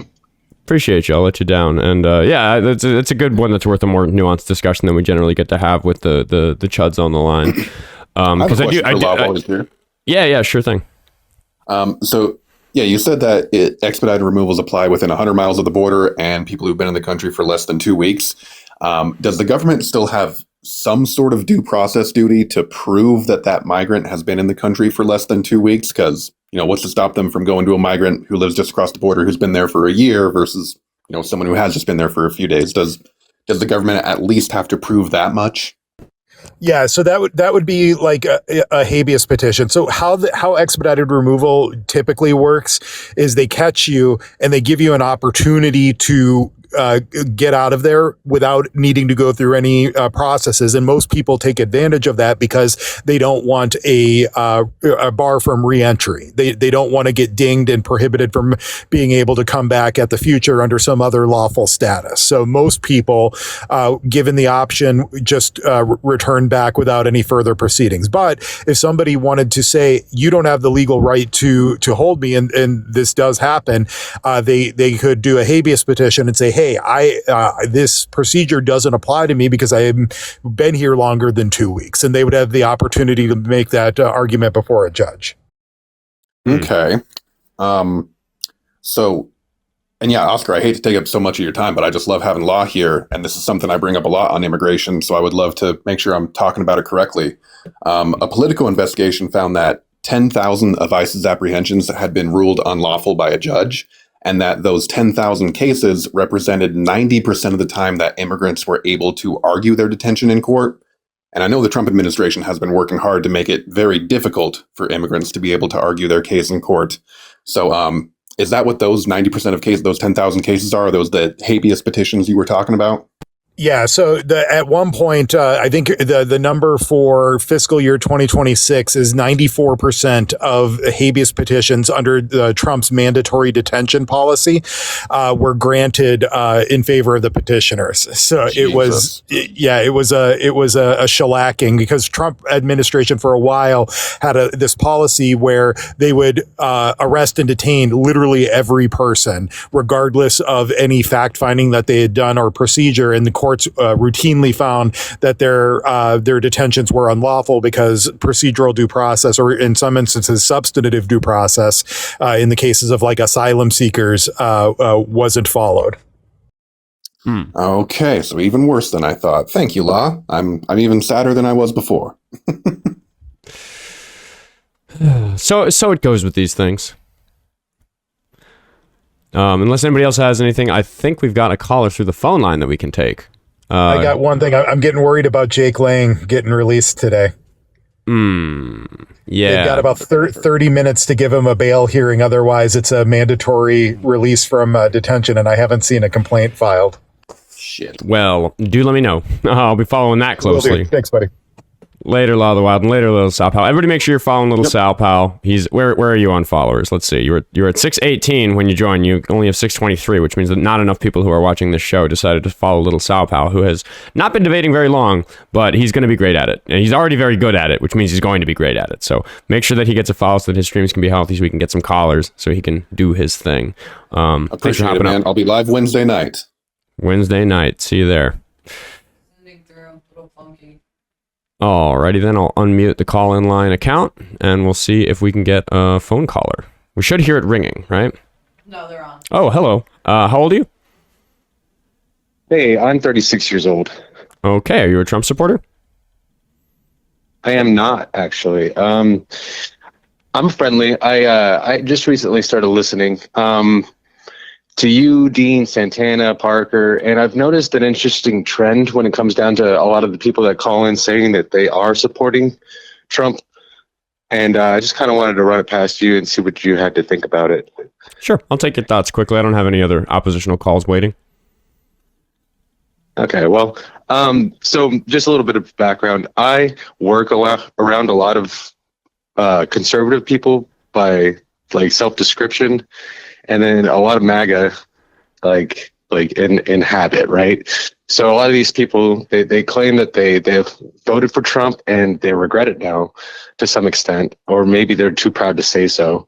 But I work in an industry that deals with like a lot of machismo or like super macho like style people, and a lot of them are white, right?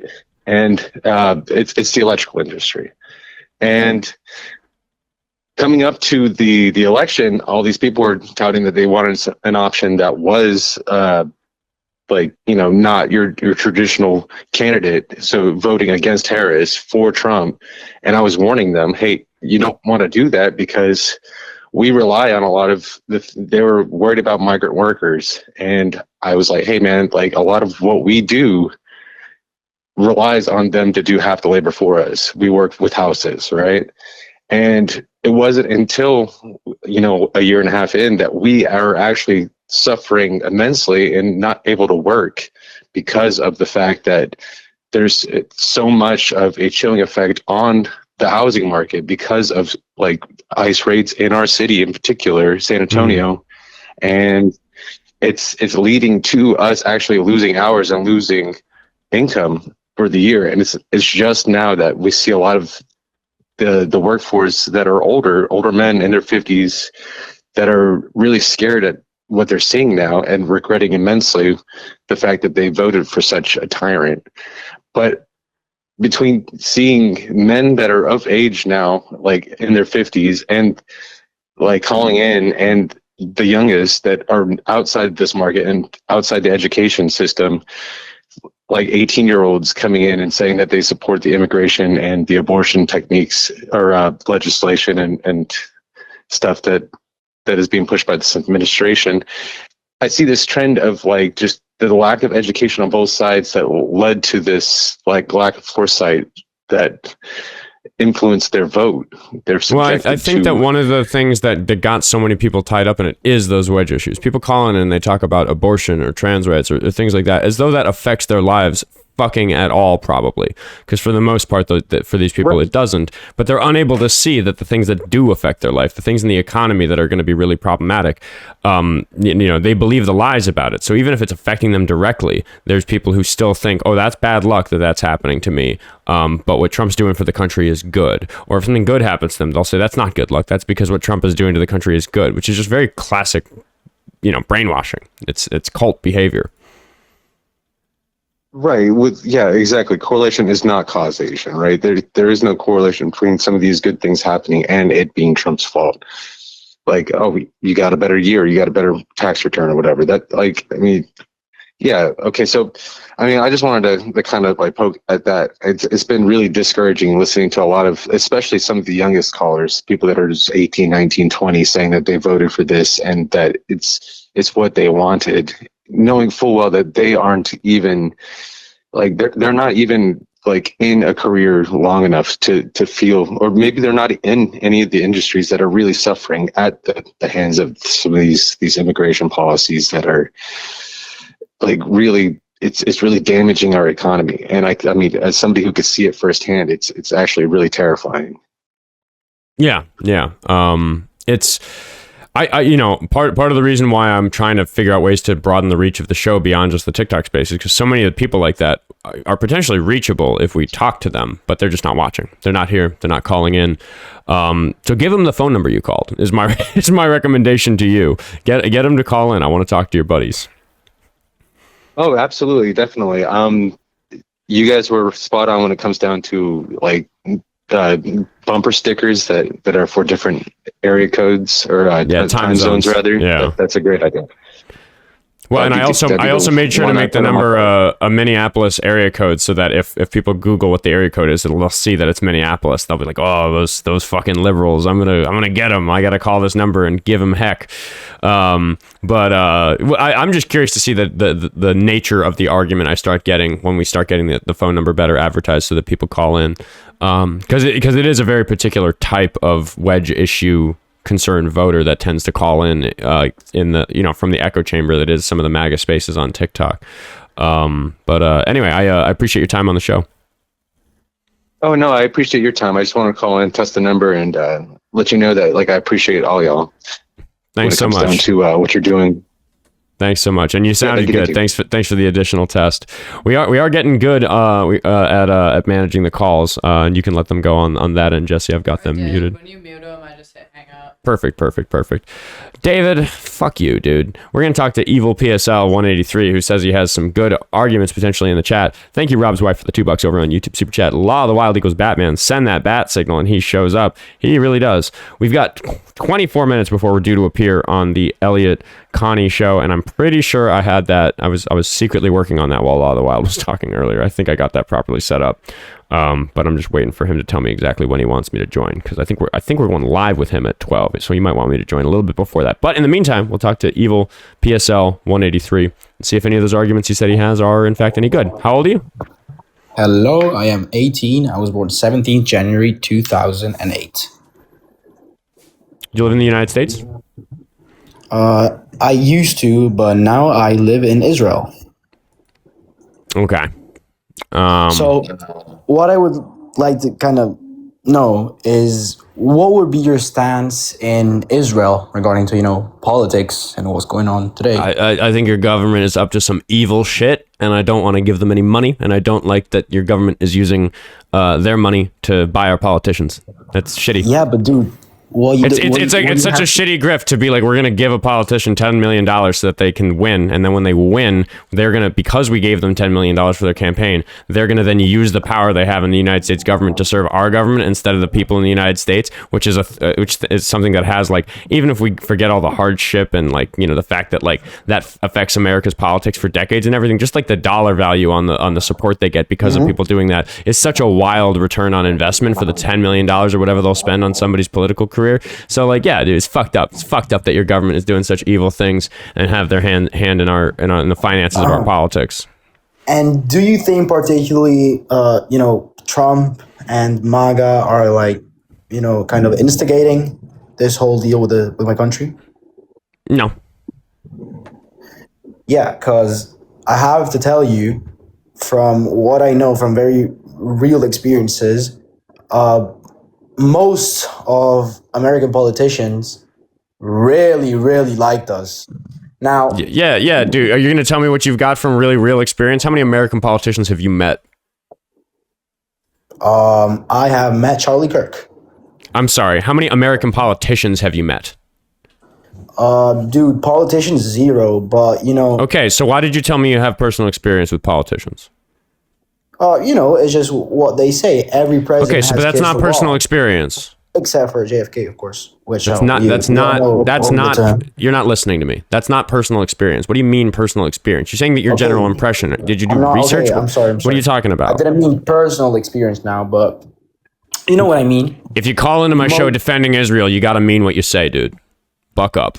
I mean, I defend my country. I'm patriotic. I love the U.S. I love that you're giving us so much money. So eventually we can break free and do whatever the fuck we want.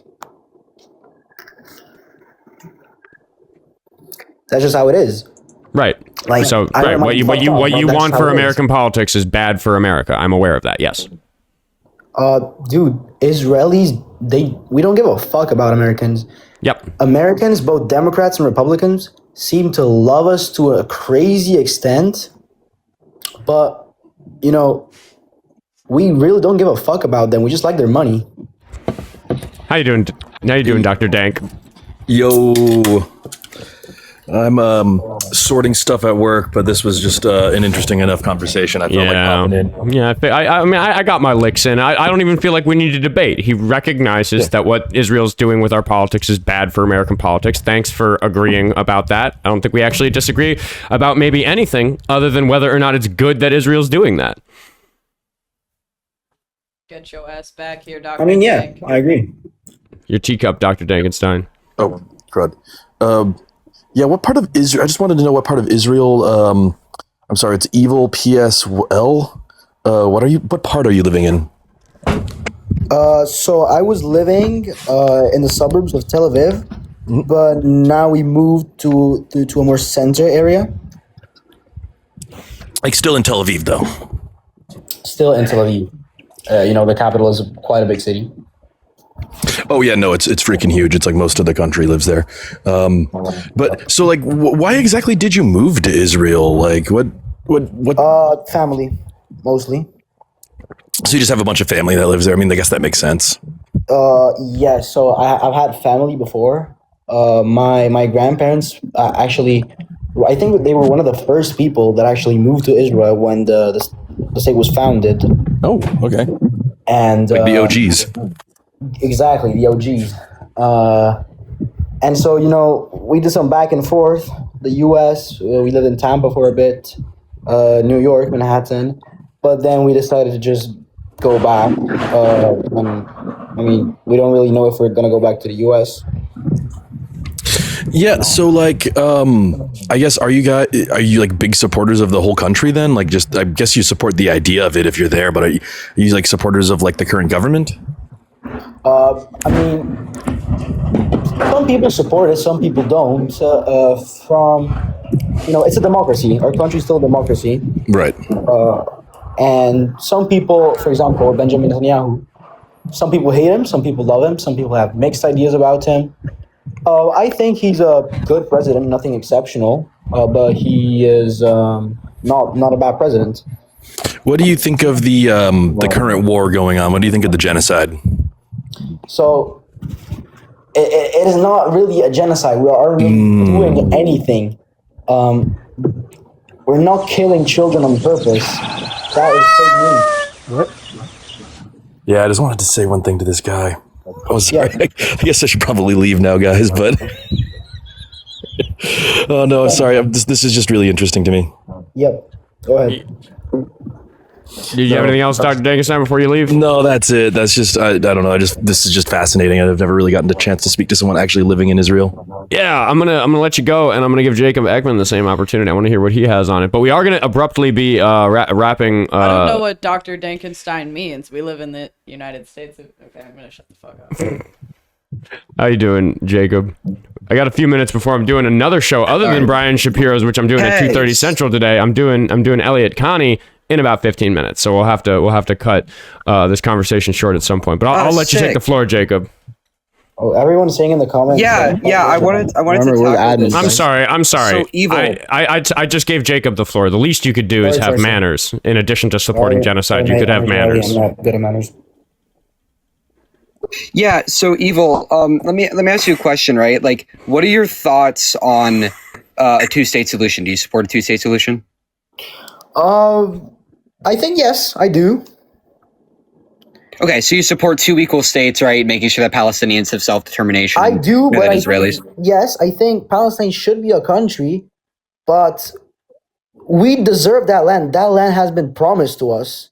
It is in the holy books. So we were kicked out, right? Unfortunately, by the Romans and by the Byzantines, right? So like that, that was bad, right? We were expelled. We have been persecuted for thousands of years. Dude, yes. Yeah, right. And now Hold on. But that is not how, unfortunately, we and I do not take my political beliefs based off of an ideology that's about 130 years old. If you're going to go ahead and make an argument that, because the covenant with Abraham and how historically that land has belonged to the Jewish people, that somehow means that we can go ahead and displace hundreds of thousands of people that are our cousins, right? Palestinians are our cousins.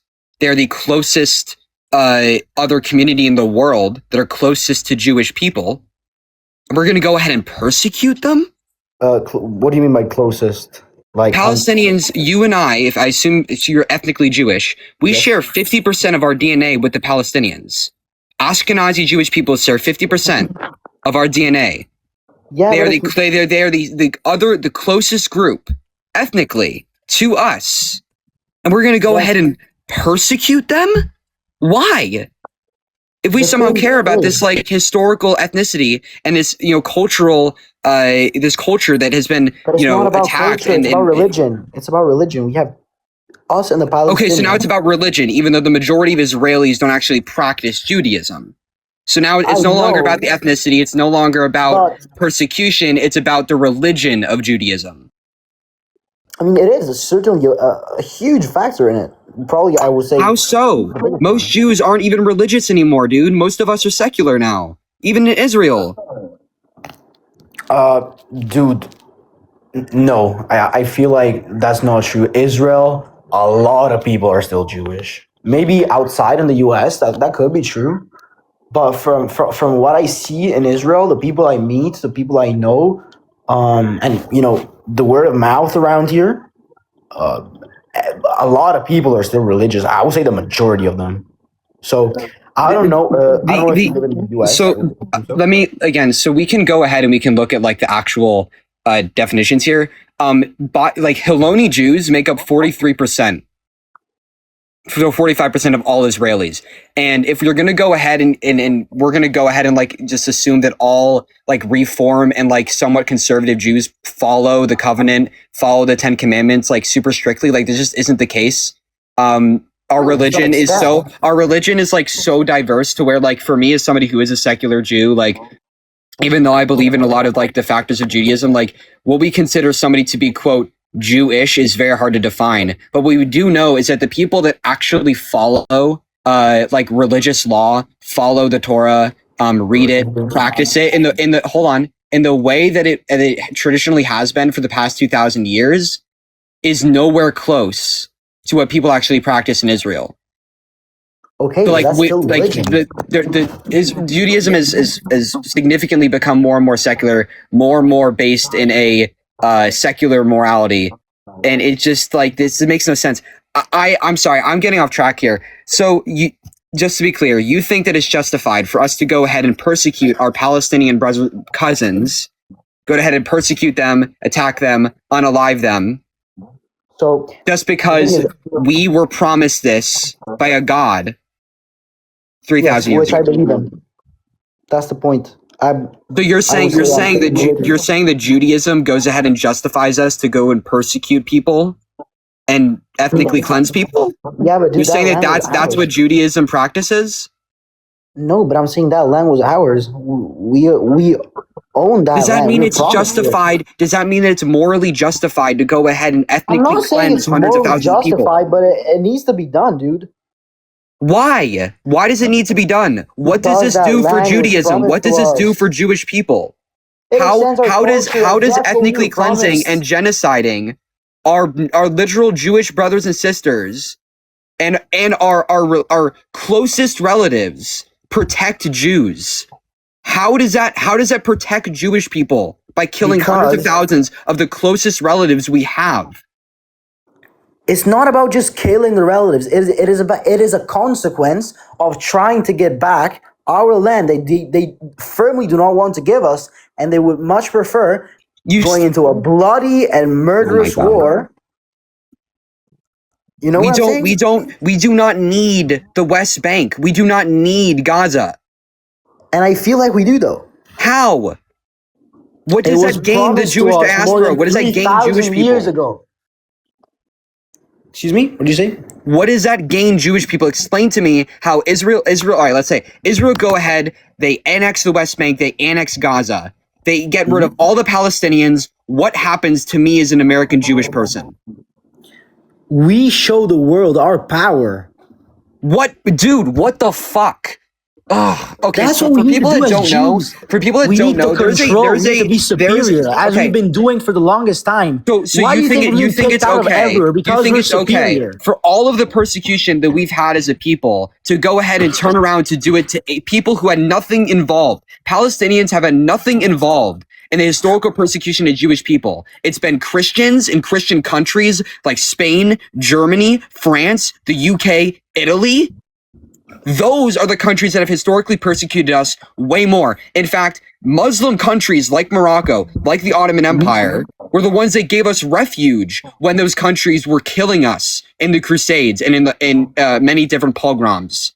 Yes, they did, and we were second-class citizens, yes, but we were allowed to live. This is so absurd. You are turning around and you're going ahead and justifying persecuting innocent people that have nothing to do with the historical persecution that we've had. For absolutely no reason besides that you're brainwashed. Hamas wants the war. Let's fight Hamas then. If we care about killing Hamas, why is it that Benjamin Netanyahu and the IDF, who had multiple different intelligence failures during October 7th, didn't do more to protect civilians? Why is it if this war is for the purpose of getting rid of Hamas, did the IDF say that a year and a half ago that Hamas military capabilities were completely destroyed, but are still going ahead and occupying 60% of Gaza? If this was against Hamas, why is it that 60,000 civilians have been killed compared to 19,000 combatants? Dude, I am not pro the killing of civilians. I'm just saying, I think that land is ours and we need to get it back. You can believe that. You can believe that. More than happy. You can believe that genocidal bullshit, but what you are doing is not in the name of Judaism. It is not in the name of Jewish people. It is in a psychopathic tendency that you have been brainwashed since revisionist Zionism has took over the Israeli government and Israeli society. Not true. I really don't agree with that. Yeah, I have a question. I have a question for this caller. I'm interested in this, and we've only got about 3 minutes before I need to clear the panel because I'm doing an interview in the middle of my show today. But I just have a question for the caller. I'm an atheist. I don't believe in shit. I don't believe that anybody who believes in a god is right. I'm just a guy who lives an ocean away. Who, when I look at your political perspective, that your narrow view of religion is so right that it makes sense for you to fucking bomb children about it. How the fuck do you expect somebody like me, and not just the atheists in the world, but the rest of the world that disagree with you about your religion, to look at what you and the people who believe the way that you are, what you guys are doing? How do you expect us to have a perspective on Oscar, this? Not even that. It's literally against Jewish law. It is against Jewish law to forcefully take back the land of Israel. I want his answer. How does he expect somebody like me to look at his arguments here? Of course, if you said you just told me you're an atheist, of course you're gonna look at me.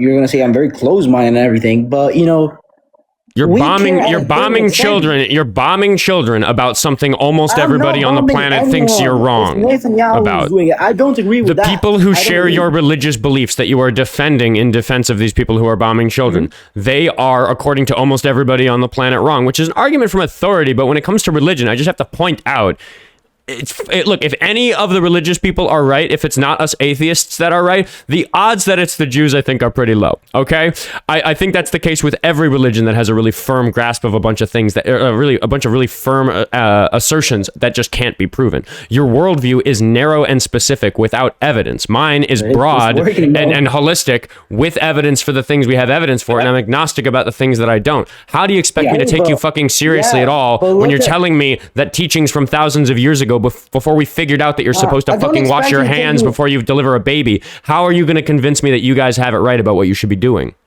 I'm not going to try to convince you, but I just want you to do something. Okay, well then you are let him speak, Jay. I know Jacob, I want to hear I want him to try to answer. It's literally what people think about us doesn't really matter, because at the end of the day, who's ruling the world? What? Who's ruling the media? All right, yeah. See, this has a troll. This guy. So for a few things, guys, he pronounced Tel Aviv wrong. So I had a feeling this guy wasn't actually Jewish. This is a troll. This is a guy who's pretending. I can literally DM you a picture. Who is pretending to be from Israel, and is what we call a Zionist anti-Semite. I am not an anti-Semite. If you are, yeah, you definitively are, buddy. You literally just repeated anti-Semitic tropes that were created by the Russian government to justify unaliving Jewish people. It's called the Protocols of the Elders of Zion. It's a book that was released by the Russian government that said that there was a secret cabal of Jewish people who were running the world. And now you, as somebody who's pretending to be Jewish, is repeating anti-Semitic tropes. This is so unbelievably pathetic. I cannot believe I just heard what you said. I am definitely not anti-Semitic. I love my religion. How can you call? It's like calling a Christian. Can you tell me what's in the Tanakh? Can you tell me the 3 books in the Tanakh? Not right now. No, you can't. So you love the religion, but you don't know like the 3 main. I like books our religion because I don't believe. All right, Jacob. I let him go because I do have to clear the panel. Yeah, but I know. I don't know my Judaism like you do. You did get his ass there. Yeah, that's like the 3 branches of the government, but for Jewish people, much. right? Okay, yeah, busted on that. I'm gonna trust Jacob that you fucking had him dead to rights at the end there. Fucking interesting call, man. I'm glad you showed up. I say all the time, like when it comes to all the historical stuff and all the little odds and ends that you can catch those guys on, I don't know my Israel shit like that. It is just like not my strongest suit. Zionism was invented by an atheist Jew. Like this is not something that has anything to do with the Jewish religion. They just pretend like it is, and I honestly don't think that guy was actually from Israel. I think he was a plant. Somebody who comes up and pretends to do these things. I gotta let you go, but I appreciate your time on the show as always, and looking have a good time today. Yeah, looking forward to it. I'll catch you later, Jacob. And I'm gonna clear the guest accounts out of the call, and we are gonna start getting ready to talk to Elliot Connie. I don't know how long we're gonna be on for that, so that's what we're gonna be doing. He saw some of the videos of me on Saturday in Minneapolis doing battle with the Nazis alongside Spider-Man, and he liked what he saw. So we're gonna have a conversation about it. But we're using a service that I don't understand. So I think I got Display name. What? Display name. Hold on. This was a test studio. I just want to make sure I had the. Let's see. I messaged him. Maybe if somebody knows how StreamYard works, does he invite me to a thing? Because he sent me. Yeah. Oh wait, hold on. I think I have a link to get to join, but he didn't answer if I should join at 12 sharp or a little bit before. So what I'm actually just gonna do is just join at it's 11:57. We'll join now. And we'll see. While we're getting set up, everybody get to double tapping away on that screen. That angry conversation about Zionism got some viewers in on TikTok. Hello, everybody. Make sure you're following. But we are going to switch over to our interview with Elliot Connie, who is a psychoanalyst. And I've been meaning to talk to a psychoanalyst about my work. So maybe I'll get to ask some of my own questions. We'll see how it goes. There we go. There's our link. Just going to copy link address. Let's go over to this actually really, really quick. I am going to add another window capture in case we want to put some of this on the screen, but I'm going to pick, why can I never find window capture? There it is. We're going to add one, and we're going to select this one, I believe, right? Yes, that's the one that we want. Let's add that, and let's hide some stuff, make this a little smaller. All right, we're gonna have that there if we want to pop it open, and maybe get some of what I'm seeing on the screen. I can put my phone number advertising away. Let's close this one down. All right. Now we can go to this link. It's 9:59, so we're 11:59, so we're just on time, hopefully. Just make sure I have the right devices. Ooh, and I'm gonna go to OBS and turn off. We want to go to TikTok with no chat, and let's make this a little better framed. I wish you could see my setup right now because I am currently double tapping on 3 screens simultaneously. Good. So good at it. How wonderful. W Jessie. All right, there we go. Let's get that out of the way. There we go.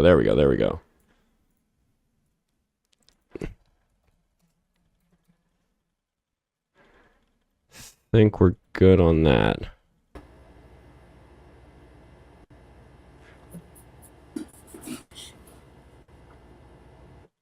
Oh, I see it. Hello, Elliot. Can you hear me?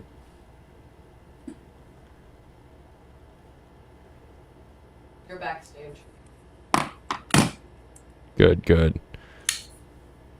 I am, for now, I'm going to mute the desktop audio, so because he doesn't know he's live, so I'm just going to make sure that he's muted. right as I went to mute him, he went, damn. All right. We'll see. So I'll take a moment while I'm just talking to my own audience to, remind everybody about that link tree in the bio. You can't hear me? Hold on, let's see. Good. Yeah. So my audience, I'm still live, but my audience can't hear you. I do hear an echo of myself on your end.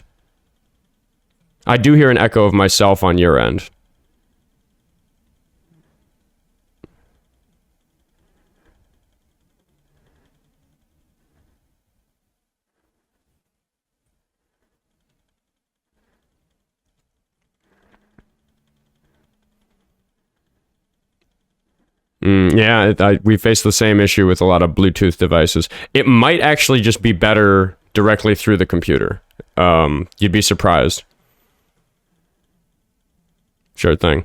I'm gonna mute myself on your end and just talk to my chat for a second, but you can let me know when you need more help sound checking. All right, I can mute myself there, so he can't hear me now, but I'll be able to hear him, but you won't be able to hear him. I think I'm managing well. I'm not going to be engaging much with my own chat throughout this thing, so make sure that if you're, watching, do the things, hit like, all that nonsense that I'm supposed to ask people to do. Did I lose my chat? There it is. I'll put it over there. Yeah, definitely not going to be watching the chats during the interview, but I'll take a moment to thank Josh for the $5. Kicking someone out of their home and saying it's your land now doesn't make it true. Just like America is stolen land, so is Israel. Yes, and then Escaped Goat sent $5 to say, like Rick from Pawn Stars, you have an expert for everything. Test, do I hear an echo? Much better. No, you sound great to me, and I don't hear myself anymore. Excellent.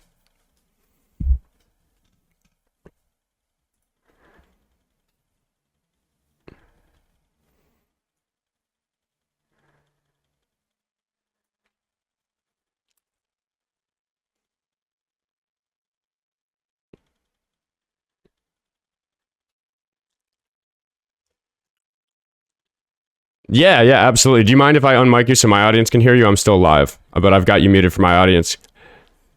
Just had to ask consent before I, threw your voice out to 1,200 people. No, I super appreciate it. All right, so to everybody listening on my end, we've got Elliot Connie, and we're about to get started on his show. But I'm mostly going to be ignoring my stream, so I'll see you guys in what sounds like maybe a half hour or something like that. But you guys will all be able to experience the conversation on my end. Perfect. All right. and I can get a video of you up as well. Got some tech stuff to do on my end. All right. Appreciate you letting me stay live for my show, because this otherwise I wouldn't have been able to jump in. If you had said you got to come to Minnesota to talk, I would have seen. I would have tried to do exactly that. Oh wait, hold on. I want to get this. All right, YouTube, you're not going to be able to see Elliot. TikTok, you will, and then we'll put it in after for the VOD. Sorry, YouTube.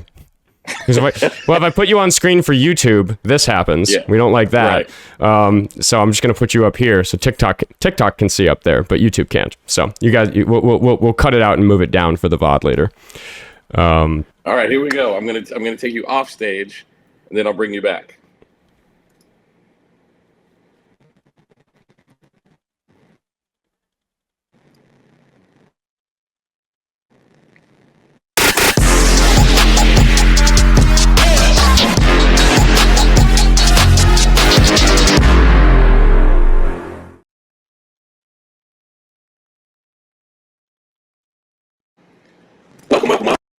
Welcome everybody to my live show, Elliot Connie Live. And when I decided to do this, I have a show called the Elliot Connie Show that is more of a production. Tiffany Haddish is executive producing that show. As a psychotherapist, I'm super excited because we already shot season 1. We're actually talking about the launch and release dates and strategy and all that behind it right now. But that requires a lot of planning, and you got to talk to people's management teams and all that kind of stuff. But being online, there are topics and people that I just came across and really was fascinated and intrigued by. And I wanted to have a platform where I could talk to them and not just go through management and set up a conversation that would happen 3 months later. I wanted to have a conversation that was real in real time. And my audio's messing up. All right, we're gonna. Yeah, I don't know if you can hear me, but I'm going to interrupt because my producer said that the audio is garbled, not just for me, but for the stream you're sending as well. A bit of an issue. Whatever changes you might have made a second ago when we were sound checking, try to make this make sure you're set up the same way in this room. Equipment. I think that's better. Speak. Okay, how is this, guys? Loud and clear. Loud and clear. Did that fix it? Perfect. Get back to what you were doing. Pretend it didn't happen. Yep. Audio. Oscar is the guy we're gonna have on today. His name is Oscar, and he is a sound genius because of his music background. Okay, my sound is much better now. So I'm going to have to mute myself while Oscar is talking because he'll hear feedback of himself with the way I have it currently set up. But I'm not at home in my home studio. I'm in Beverly Hills, Los Angeles, actually, here to do some top secret work on another project. But I wanted to continue to bring my show to you, and I am extraordinarily excited to talk to this person, Oskar Quentin. I honestly have no idea how I came across his work. Probably because I'm interested in social justice, and the algorithm must know that and brought him to me. But there are a couple of things about the way that he does it that intrigue me, make me respect him, and made me want to have a conversation with him. I reached out to him just completely cold in the DMs, and I was like, hey, listen, I've got this show. I would love to interview you. And he just said yes. And what's fascinating, and I'm going to bring him up in a second, but what's fascinating, when he said yes, and this speaks to why I respect him a lot and why I want to talk to him. When he said yes, his eyes were burning from tear gas that he had experienced earlier that day. And to me, that says some things. So without further ado, I want to welcome my new friend, Oscar. Oscar, how are you? I'm doing all right. It was mace, not tear gas, because we don't want to get anything wrong, because they're going to come after me for stolen valor on the mace or something, or on the tear gas. Though I have been hit with plenty of tear gas throughout my time in Metro Surge. But yeah, I mean, with what happened on Saturday, I'm interested in any opportunity to talk about it and get eyes on it and get a better maybe understanding of some of the people involved. And as I understand, that's the sort of expertise that you have. So I'm looking forward to the conversation very much myself. Well, feel free to ask me anything you want, but I want to start by saying what I admire so much about your work, the number one question I have for you is why do you do what you do? But before you answer that, I'm going to tell you a story that my audience has probably already heard. One of my closest friends and closest colleagues, Oskar, is a white guy. He's about as white as humans can white. Like, he is from Provo, Utah. He is a devout Mormon. I'm from inner city, born in Chicago, raised in Boston. We are exact opposites in every single way you could be an opposite. But yet we're like super close friends. And when the world started going haywire in 2020, I mean, the world's been haywire for a while, but when it was crazy haywire in 2020, I called him and I said, I've got this weird idea. I feel like America hasn't learned lessons that it should have learned from the civil rights movement. So let's do a video series about the civil rights movement. And he was like, yeah, totally down. And we went to Black Wall Street in Tulsa, Oklahoma. We went to Memphis, where Martin Luther King Jr. was shot. We went to Little Rock, Arkansas, Central High School, where the school was integrated. We literally drove across the South and we interviewed people. And while we were in Jackson, Mississippi, we met a man named Hezekiah Watkins. I'm not going to tell the whole story, but Hezekiah Watkins was a freedom fighter in Mississippi, the ones who were arrested and spent that summer in prison. And we asked, one of the questions we asked him was, what would the civil rights leaders have thought of that time of a black man and a white man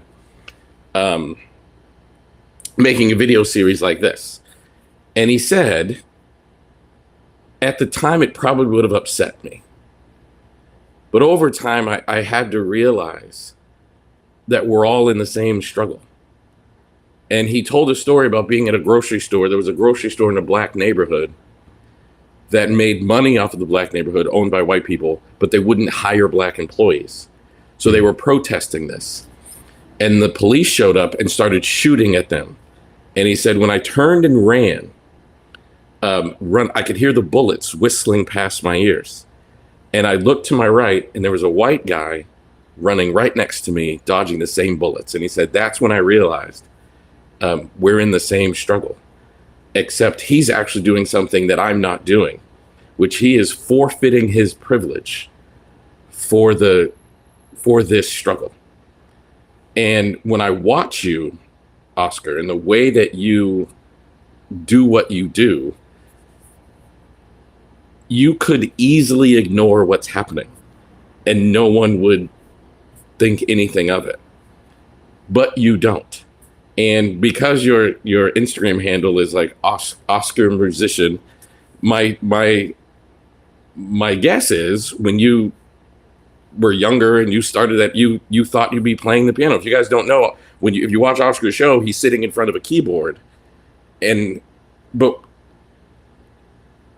I admire people like Oskar. I admire people like him because he's having a very difficult conversation every single day, and he's paying consequences every single day, up to and including mace.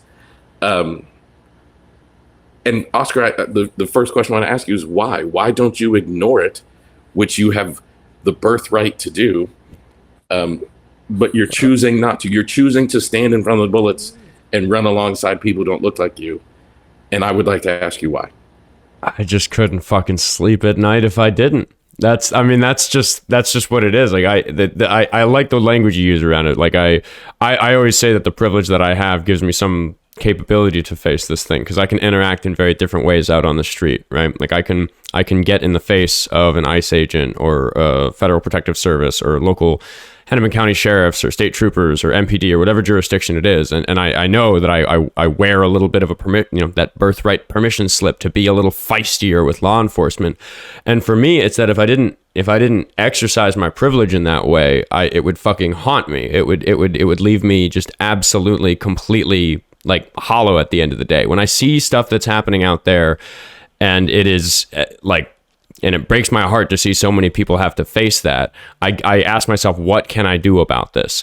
And for a long time, I didn't know what the best thing to do was. In Metro Surge, it was to get involved in the signal chats and get out there on the streets and start following ICE agents around and alert the community to where they are, and make sure to get there and show up first and blow your whistle so people know to keep their doors closed. And then as I started making social media content about that, it gave me something of a following. There were some eyes on me, and now I consider it like a really wonderful privilege that I have, that I get to wake up in the morning and know each day what I'm supposed to be doing about this. I found something I'm reasonably good at, which is just arguing with people who believe the opposition in this thing.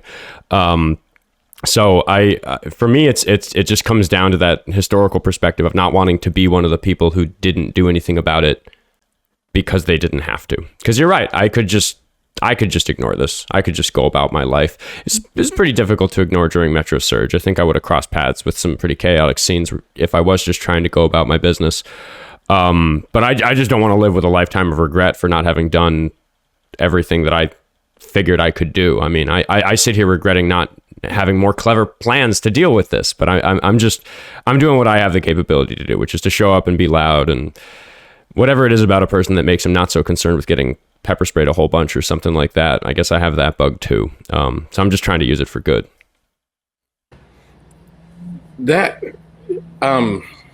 So to give people context, people in my audience might not know, he lives in Minneapolis, and if you follow him, he is frequently on the streets doing exactly what he just said. And Oscar, you're 100% right. I can't stand in front of a police officer and challenge them in the way that you do. I don't wear the same armor, if you will, that you do.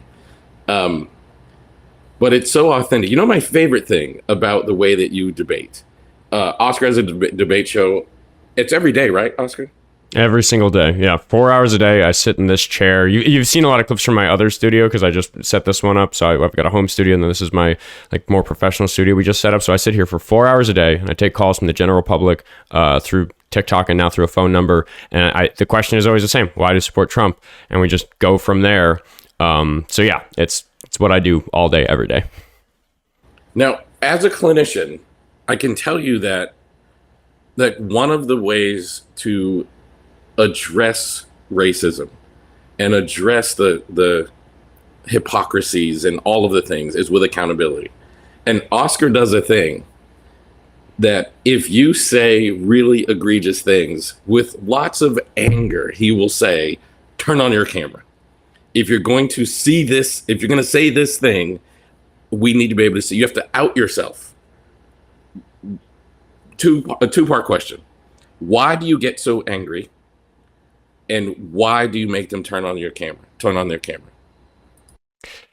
Well, I think that unfortunately, this discourse space, which I consider to be so very valuable for changing people's minds and for getting opinions out about this that aren't ones sanctioned by mainstream media, which are all the way at the top, pretty much all owned by people that support what's going on. If we really want an unbiased discourse space where people can have real conversations about it, it gets bogged down by people who aren't actually interested in the politics and are just here to have fun. Just troll, like when I say troll, I mean classic internet trolls. They are here to make people upset, regardless of which side. And it's easier to be a troll on the right because the people on the left have much more to be upset about than the people on the right now. And trolls don't want to be known. They aren't maybe people who have a lot of these more hateful beliefs. They just want to cause a mess on my show. So there's an element to it of just filtering those people out by demanding that they turn on their camera, because such a person never will. That leaves behind the other group that it applies for, which is that if you're going to spread this type of hate because you actually believe it, and you aren't just messing with my show because you're a sad internet troll who has fun doing that instead of something productive or friendly, it comes down to the fact that we are talking about real life. This is real life. This is my real life. I live in Minneapolis. When I do coverage of my city, it's my community, it's my friends, it's my neighbors, it's my home. And I think it's easy for a lot of people to get on a TikTok live and talk to somebody like me and kind of just think of it as like a video game on their phone. And I think it does a lot of good to be like, no, if you wouldn't say this without your camera on, it's probably not something that you should be saying, and you know it. A lot of them come back and say that I'm trying to dox them, but I just think that doxing is releasing somebody's personal information without their consent, which is bad. You shouldn't do that. I don't even do that when people commit crimes on my show. I just forward it to the authorities. If anybody does get me personal information, because I don't want people gone after for their beliefs. I just want people to recognize that if your beliefs come with the caveat that you don't want a video on the internet to exist of you saying your own beliefs, then I maybe shouldn't be taking your beliefs very seriously, because when a day like Saturday comes, I won't see you there. Because if you're going to show up and do it on the street, that's somebody who'll turn on their camera. I don't think that Jake Lang would shy away from turning on his camera if he was in a video call with me. I'll give him that. But a lot of the people who call in, I think it's a waste of time for them to act so big on the internet from behind what I consider to be the modern equivalent of a Klansman wearing the hood, because it's the same thing. You're going to spread these hateful ideas. You're going to find allegiance with these people who are causing such harm to society, and you are going to protect yourself from there being consequences in your life, from your wife leaving you, from your job firing you, from you getting shunned, from you not being allowed to have a drink at that bar anymore because the owner is with it and he doesn't want you here based on what you said. Like these people fear interpersonal consequences for them sharing their own beliefs online. And if you're going to hide behind a webcam or a lack of webcam to accomplish that, I call them on it all the time. I say, you're wearing a hood. You take the hood off if you want to tell me that George Floyd had it coming. Take the hood off. If you want to tell me that we got to deport all the immigrants, not just the illegals, you can tell me that with your face, because I want to have the sort of conversation we might have on the sidewalk somewhere, and that's just not going to happen with your camera off. Well, one of my favorite things about you is actually your anger, Oscar. And so speaking psychologically, people often think like, if I get angry, I have an anger management problem. I need to fix my anger. But anger is actually a very healthy response to a justified trigger or to a justified like instigation. And I often tell people, like, we don't have enough people angry in our society right now, in particular people who don't look like me and people look like you. And Oscar will be angry. He will be yelling at people. Like, if you saw him on Saturday, Oscar was upset. It was a different creature on Saturday. Can you tell everybody what happened on Saturday? Jake Lang, who I just mentioned, he's one of and in terms of the characters on the far right that I have to worry about in the course of me doing what I do, he's a bin I call wacky but seriously dangerous. He is an alt-right instigator who believes some seriously regressive white national stuff. This isn't a Trump supporter. This isn't just some Republican who wants his taxes to be lower. This is a person who thinks that people who don't look like him should be second-class citizens, should face violence, and he repeatedly comes to Minneapolis to brandish weapons at us, spray pepper spray at crowds. This is the second time that he has come and drove a vehicle down the street. Actually, it wasn't down the street this time. It was down the sidewalk, which is even more illegal, but using crowd munitions on protesters that are nearby while driving down a vehicle. This is a dangerous, violent criminal, which we knew because he was convicted for assaulting law enforcement on January 6th. This is a person who, while I can say he's not your standard Trump supporter, that's not really what he's about. He's more of a Christian nationalist. He's somebody who has the approval of Trump in a very conspicuous and official way, which is that he was personally pardoned by him. So the reason that this guy comes to my city and commits crimes against me and my community is because of Donald Trump giving him his freedom back after he did something that our society has determined should get you separated from society for safety, which is why he was convicted for what he did on January 6th. So Trump's pardoned him, and on Saturday was what he originally named the N-word March. I'm not going to say the way he says it, but that's what he called it originally. I think he eventually had to change it to the Crusaders March or something because he couldn't get his Flyers platform because it had those 6 letters in big bold print all the way at the top. But for the third time, he came here with the plans of essentially throwing a hate rally, and the community turned up and said no. So we can get into some of the details about that. But he and his men did pepper spray a lot of people as they, for some reason, were given a police escort to drive a pickup truck down a city sidewalk towards a crowd of protesters. So I did get maced quite a lot about that on Saturday. That's how Saturday went for me. I felt so bad because I knew I wanted to have this conversation with you. I had no idea Saturday was happening. So as I go to your Instagram to message you, I see pictures of you pouring water on your eyes. And I'm like, maybe I should wait. But like, no. I'm still going to message him. I'm still going to reach out to him. I'm here for it. And so you mentioned like I couldn't sleep at night. Like I don't want to be. At what was the thing that made you turn into somebody who's like, I'm willing to spend 4 hours of my day every day debating these people and doing these things? I spent something like 2 or 3 months of Operation Metro Surge dedicating that sort of time to the cause. I just wasn't filming a lot of it, and I certainly wasn't being very public about it because a lot of the work that was done in signal chats in Minneapolis had to be kept secret. We had the FBI after us, even though even the work we were doing is perfectly not just legal but constitutionally protected behavior. But they're coming after us anyway, so there's operational security to worry about. So just because I've always been involved in the protest concerns of my community. That's something I learned growing up in New York, and I brought with me to Minnesota, where I found a new home and a bunch of other people who also feel the same way about that sort of community activism. It was the obvious thing to do, having been watching and been concerned as long as I had, that when ICE came here in the elevated capacity that they did throughout Metro Surge, it was obvious to me that I should clock out of my shitty job and get in my car and open the signal chats and see where it tells me to go, or to, message the admins and say, where don't you have coverage? What's an intersection I can sit at and read you guys' license plate numbers? So I spent a lot of time doing that. And then because I was doing that, I started getting just like random clips of me yelling at ICE agents, protesting, being angry, making them feel uncomfortable for having invaded our city. I was there the day Renee Good was murdered. I was there like a couple hours after, and the same for Alex Preddy, who was murdered even closer to my house.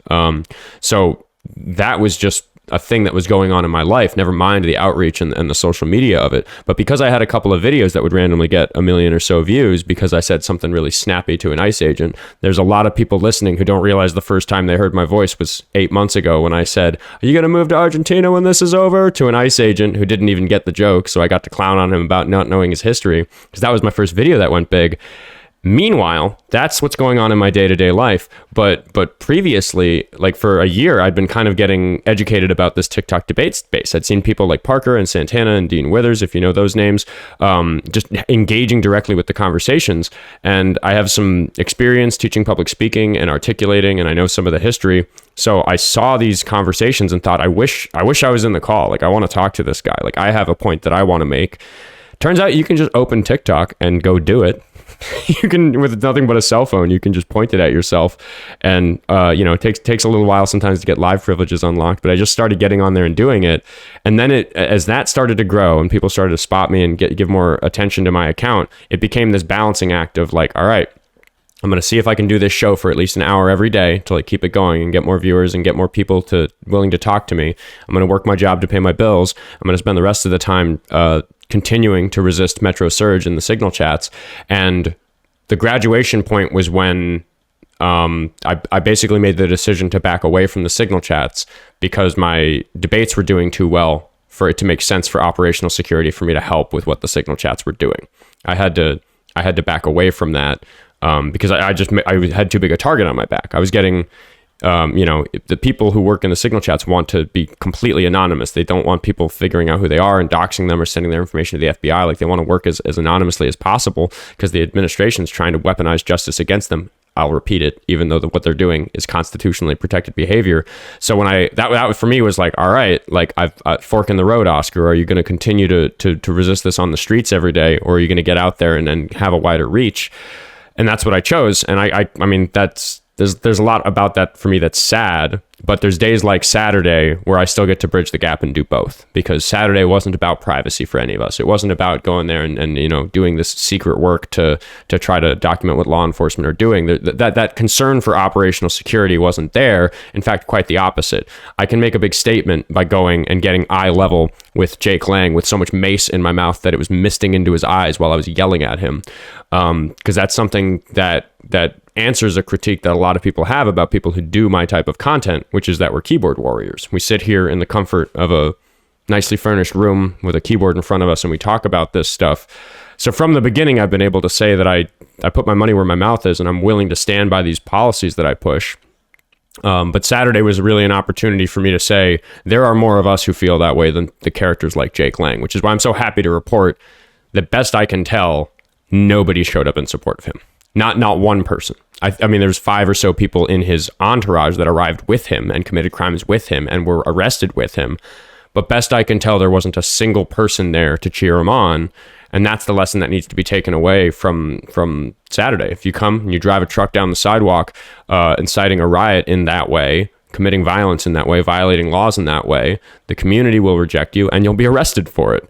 So I consider that a victory. I think we made him look bad on Saturday, and I'm happy that he's, at least at the moment, incarcerated. His bail hearing might be happening right as we speak. One of my lawyer buddies just pinged me about that.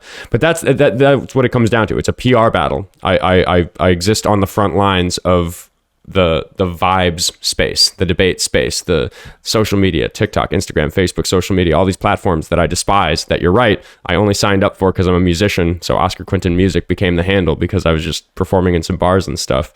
But I'm just excited that I still get to do my crossover. I still get to be out in the community in person here and get in Jake Lang's face and tell him how I feel, because that's important to me. And then, the very next day I get to sit down in this chair and do it again. This is probably personally, this is the most important question I could ask you. How do we create more Oskar Quentins? Now, I want to be clear about that.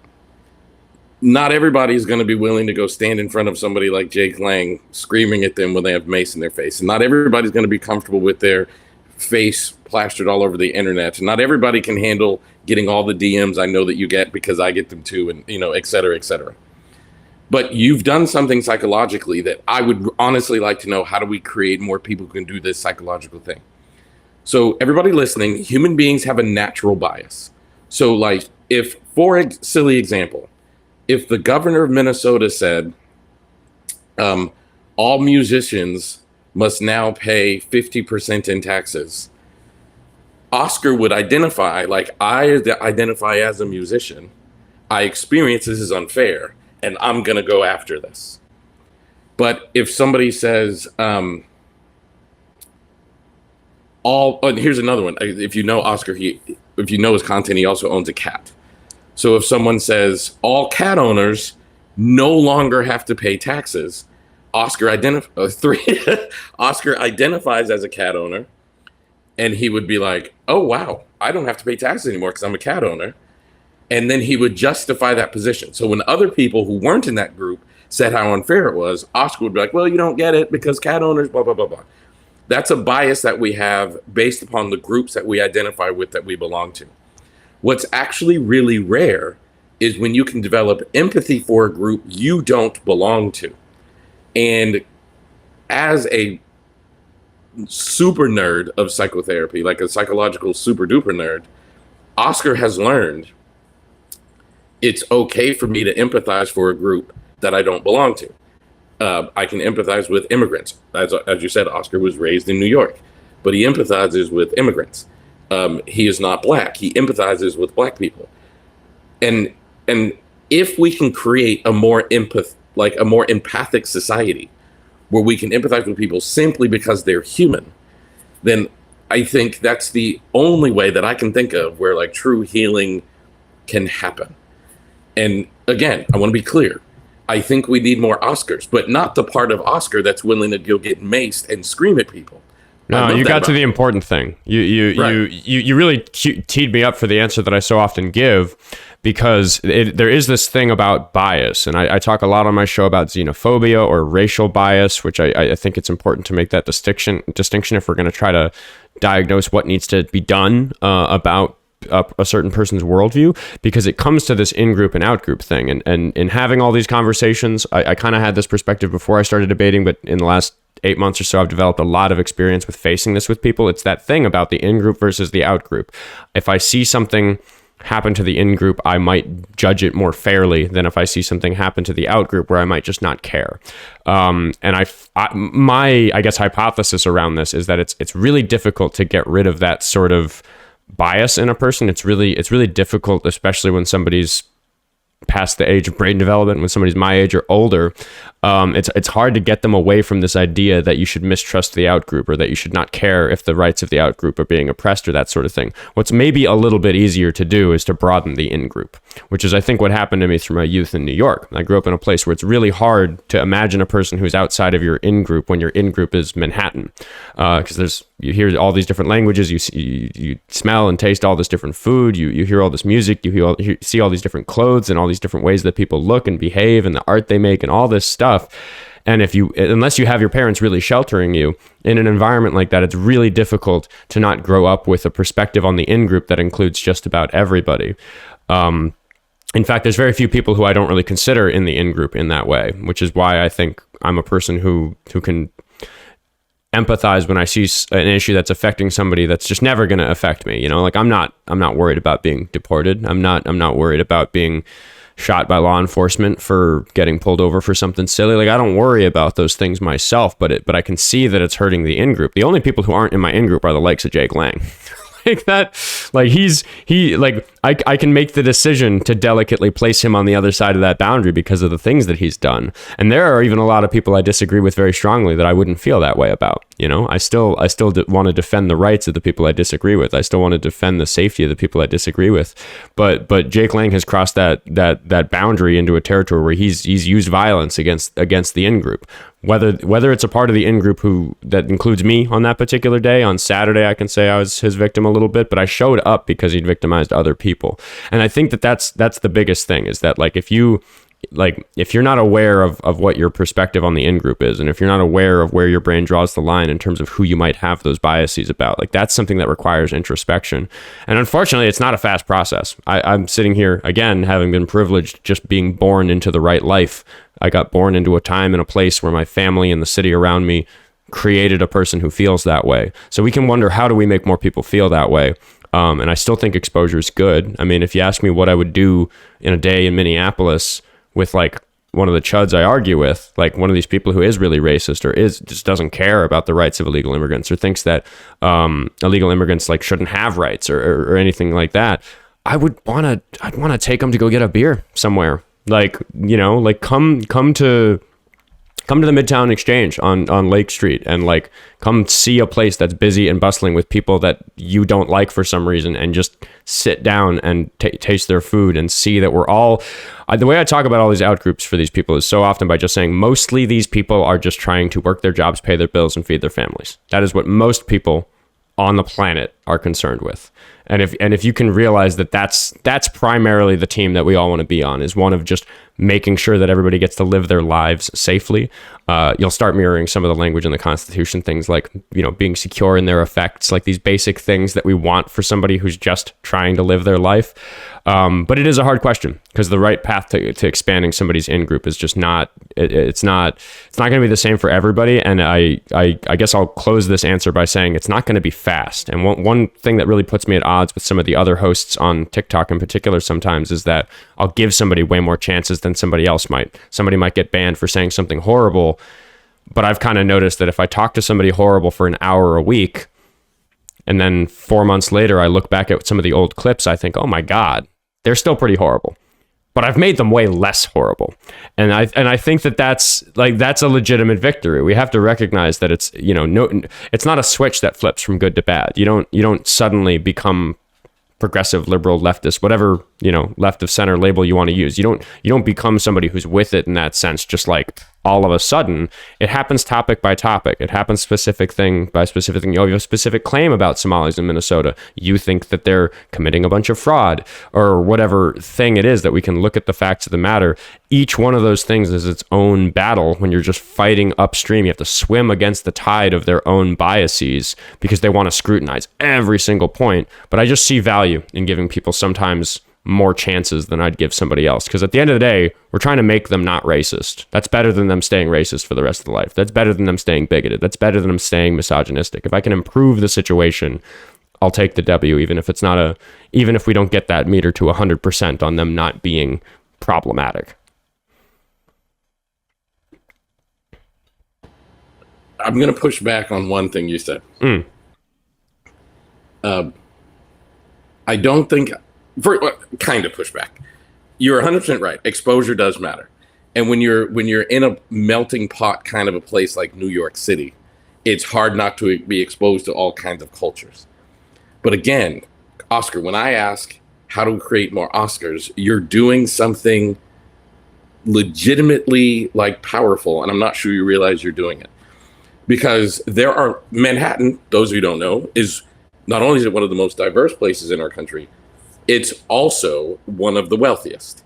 And there are a lot of people in wealth and affluence that do this thing. So even though they get exposed to lots of cultures, they have a tendency to other them. So sure. I could put you in the middle of Manhattan, surrounded by people from every culture, all over the place, all the things, and they have a tendency to be like, but that's them. And Oscar's using words like in group. And what I want Oscar, what I would love for you to do is just keep thinking about like, how did I in-group people who didn't look like me? Now, you saw them because of where you lived, but you in-grouped them because of something special. Well, I know it's bigger than that. I know it isn't just location, because I mean, there's plenty of people who grow up in Manhattan and don't end up like me.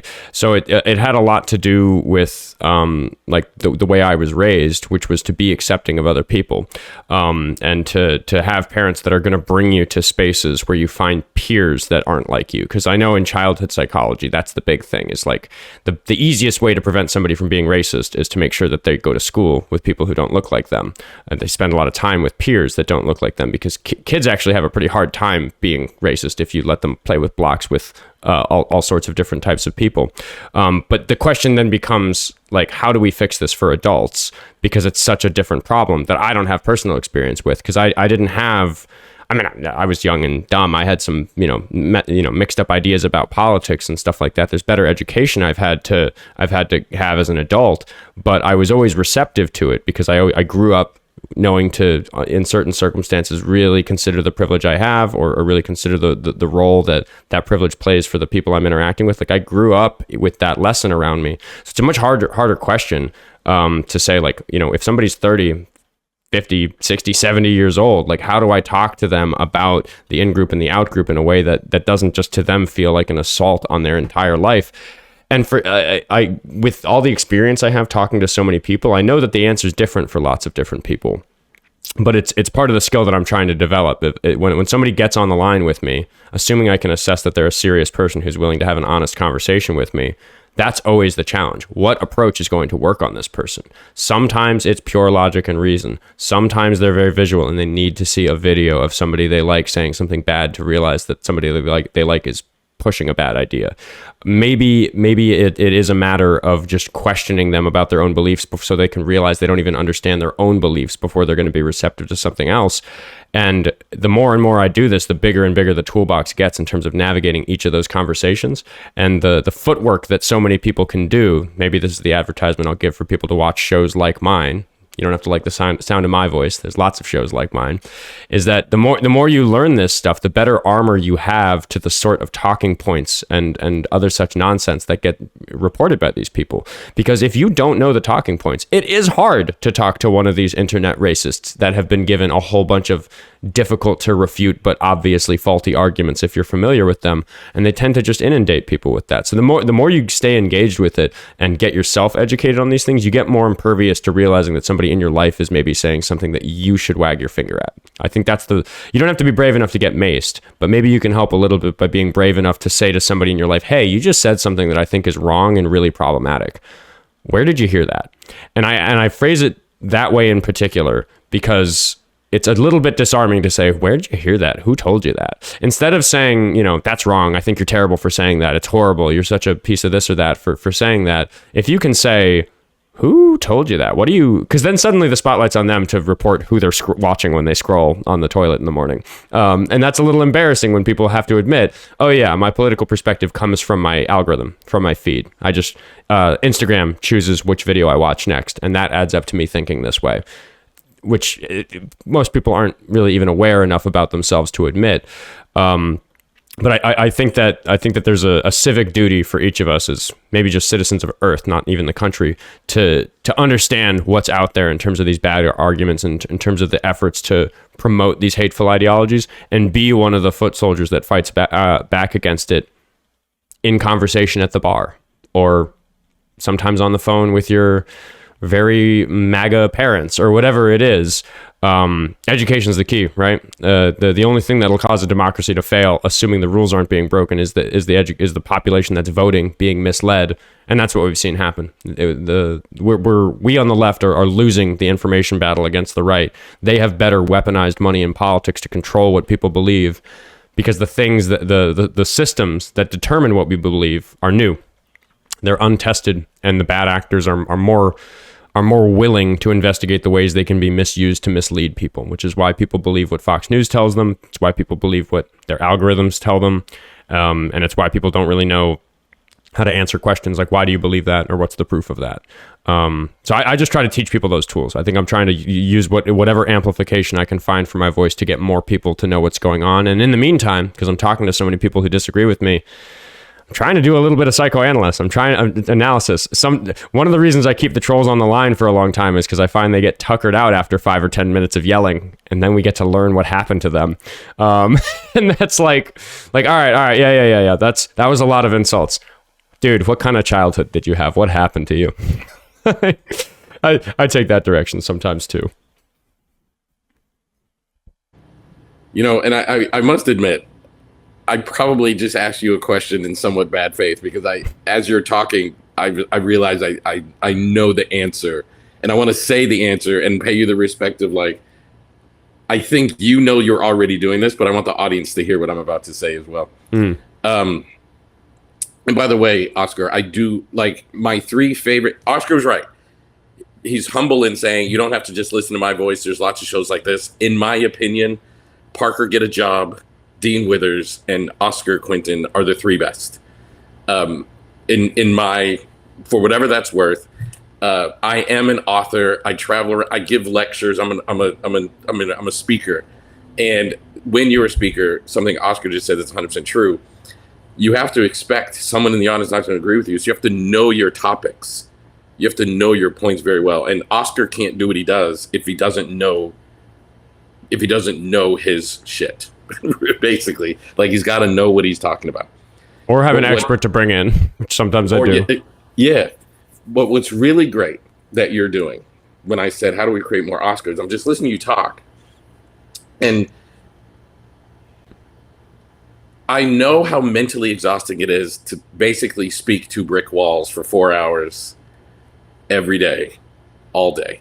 I had a conversation with former Officer Brandon Tatum on this show a week or 2 ago, and it was like talking to a brick wall, and I was drained at the end of it. I knew it would be. I mean, I'm not whatever, but so you do that 4 hours a day every single day. But what you're doing, my friend, that I genuinely want you to hear, thank you.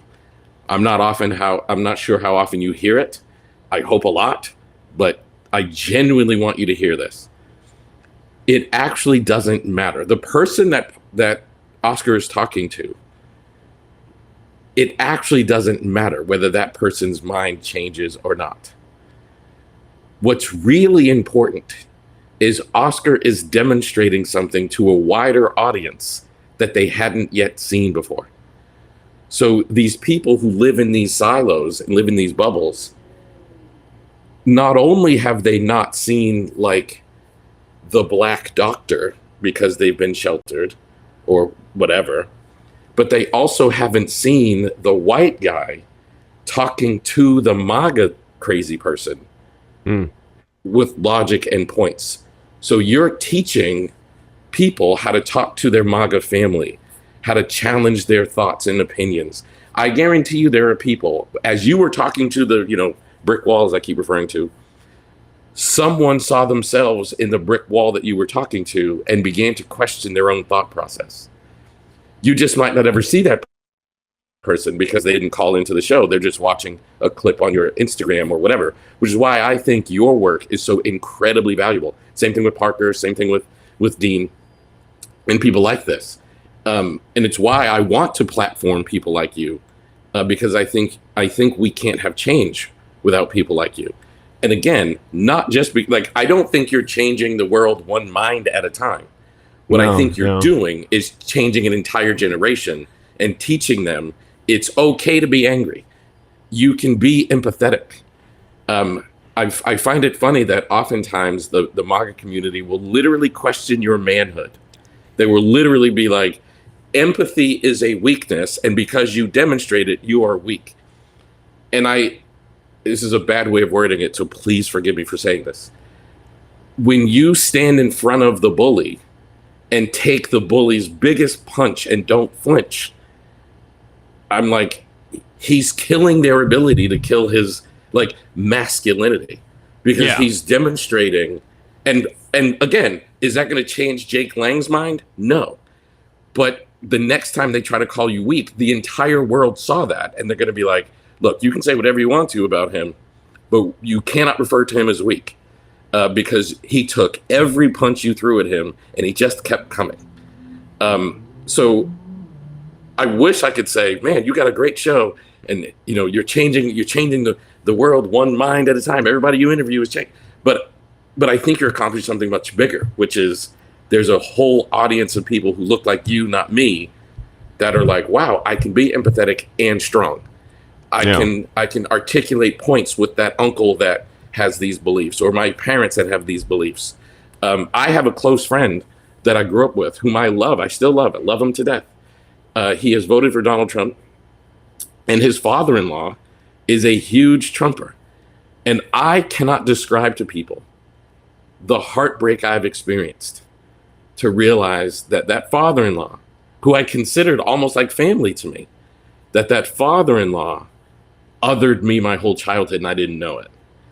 And when Charlie Kirk was murdered, I put, like, if you guys remember, when Charlie Kirk got murdered, the right was like, we're going to get this leftist lunatic, and people were saying it's going to be a trans person. I'm sure it's an immigrant. And historically, black colleges and universities, we call them HBCUs, many of them had such credible death threats the next day that they had to close the campus. Like, they had to shut down the campuses. Mm-hmm. And I put on my personal Facebook page, where I'm friends with his father-in-law, I said, well, look at that. Wasn't trans, wasn't immigrant, wasn't black. And he commented on that post about Charlie Kirk being a great American and all these things.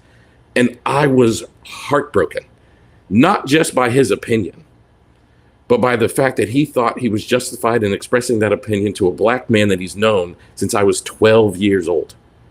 Mm. And to not be seen by a man who knew me since I was a child. My very best friend on earth married his daughter. I was in their wedding. Like, I was a part of their world. And to realize that you didn't see me with all of that, it hurts in a way that I will never recover from, to be honest with you. So to be seen by someone like Oskar, whom I've never physically met, it means the world to me personally. And you're teaching that father-in-law's children and grandchildren. I'm the godfather of one of my best friend's kids, his daughter's children. You're teaching them how to question their own reality and how to stand up to other people if they so chose.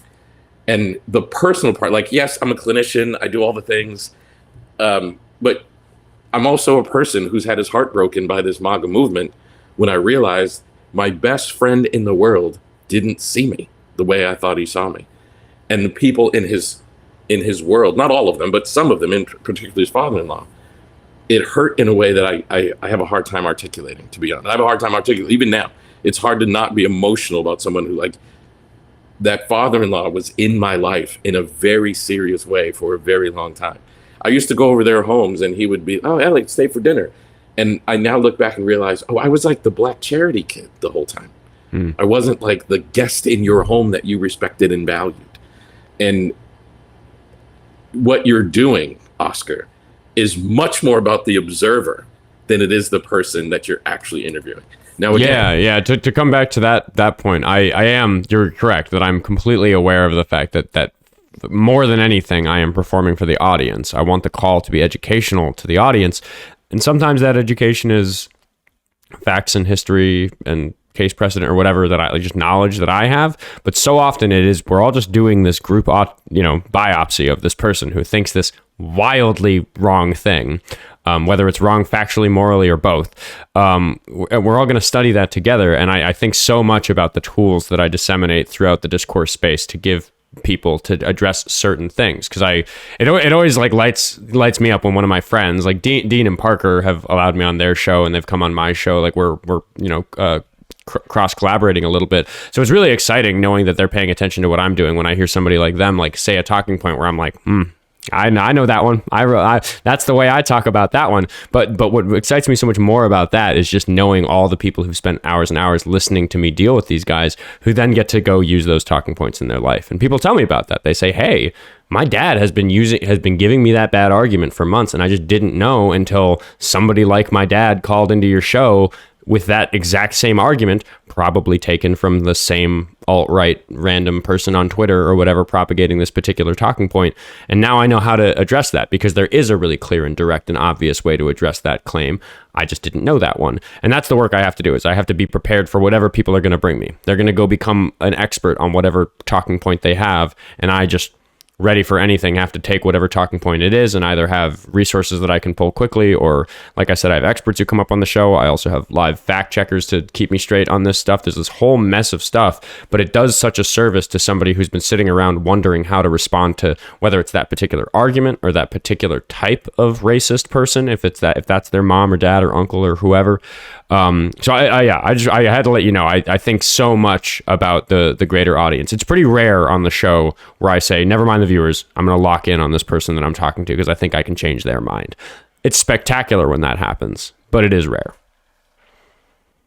Well, like I said, I assumed you knew that, but I want to make sure the audience knows that. And I know sometimes the audience doesn't, because when I interviewed former Officer Tatum, I got a lot of messages like, "Why are you talking to him? It's not going to get through." And I was like, that wasn't the point. I wanted to explain clinically and psychologically what I think is behind the grift. And I wanted the audience to hear there are actually labels for what this man is doing. It's not just random doing. Like there are labels behind this. And my very strong belief is when you see it, you can't unsee it. And when you see it, it's harder for them to pull it. So I didn't care whether he listened to me or not. That wasn't the point. The point was I wanted the audience to hear me say, these things are called this. And when they're doing it, here's what it is.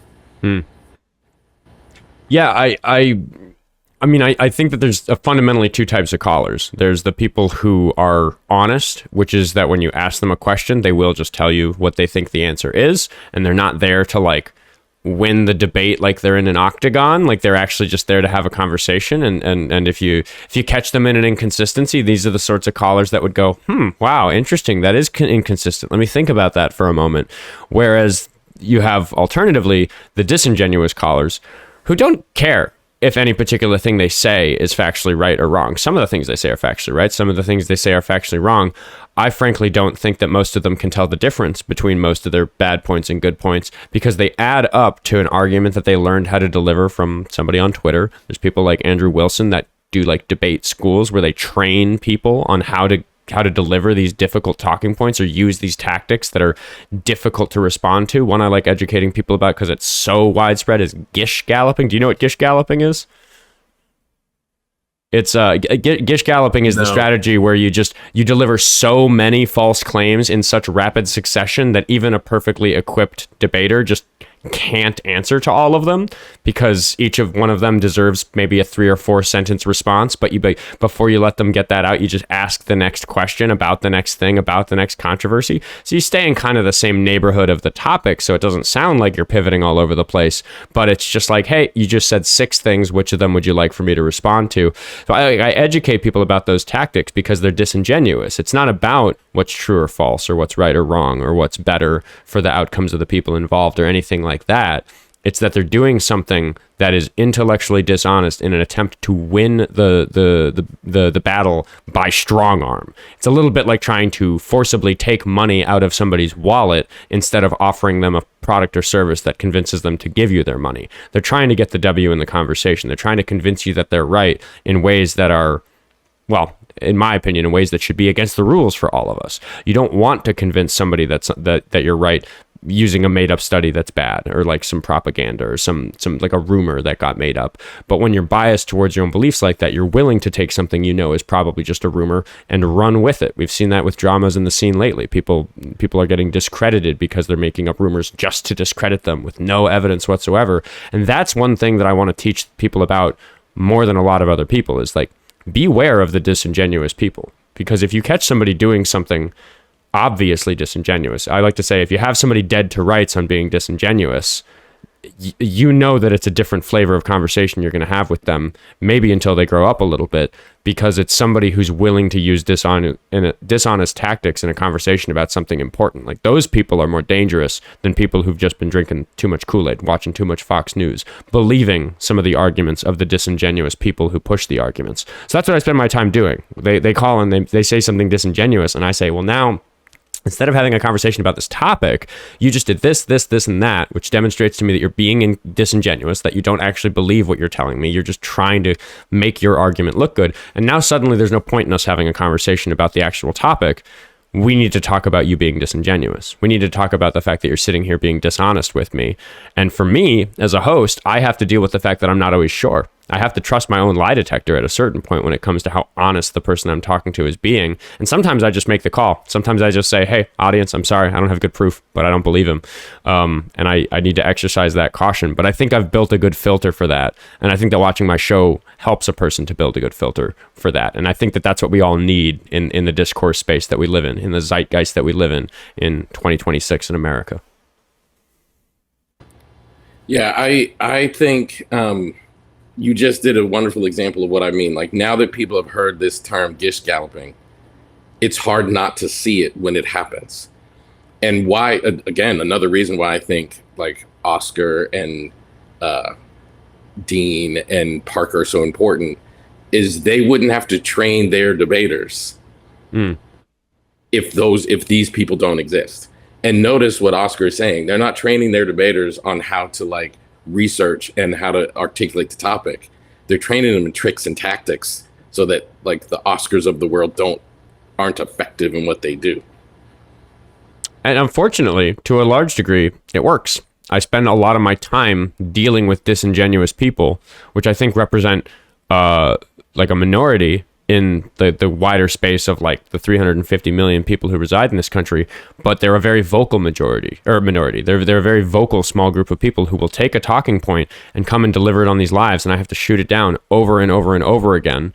And that's like that clogs up my show. I spend airtime on the show, and sometimes I'll say, hey, I've heard that talking point a lot the last couple of days. Who was it? Did you hear that from Andrew Wilson? Did you hear that from Tim Pool? Like, who are you watching? And they're like, nobody, I'm just bringing this up. And I'm like, no, dude. Fourth dude today to bring me this weird specific argument that I shot it down with the first person. I told the second two people to refer to the call that happened at the beginning of the episode if they want to waste their time with that. I'm asking you where it came from because 4 is too many. Who told you that?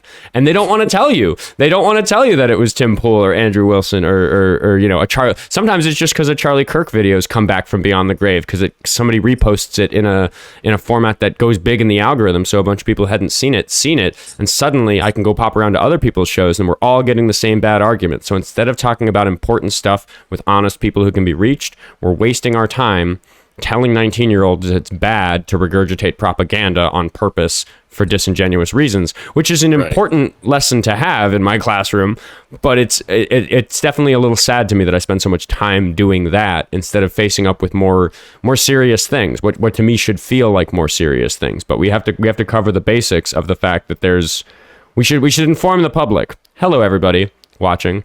There are a bunch of minion foot soldiers propagating bad talking points designed to dishonestly, disingenuously take over the discourse space. And you can find a little bit of that happening from the left, but it's a widespread and organized problem on the right.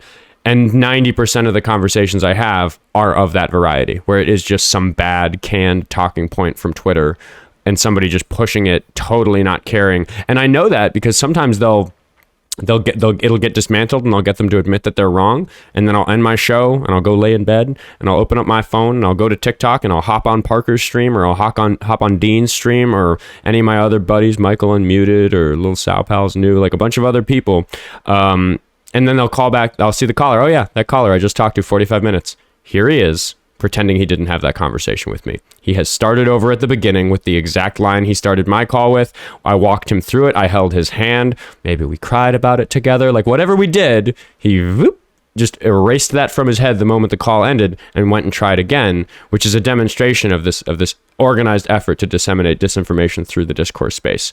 So I'm trying to, I wish I could spend more time telling people how to engage with honest people who are listening, but we spend so much more time just teaching people what the armor is for that particular type of nonsense, because it's weaponized, dangerous nonsense. But also, do you know what the clinical term for that is? No. Called naive realism. Naive realism. I'm gonna write that one down. You gave me a Google rabbit hole. Well, basically what that means is you've made a good point, right? Like, so we're arguing about something. You've made a good point, but my brain won't let me accept that point because either my identity is too closely linked to the point that I'm holding on to. I will experience social consequences. For example, Oscar's right, but if I admit Oscar's right, my parents will be upset with me. You know, I will be everybody in my family is MAGA. I'll be the outer person if I admit Oscar is right.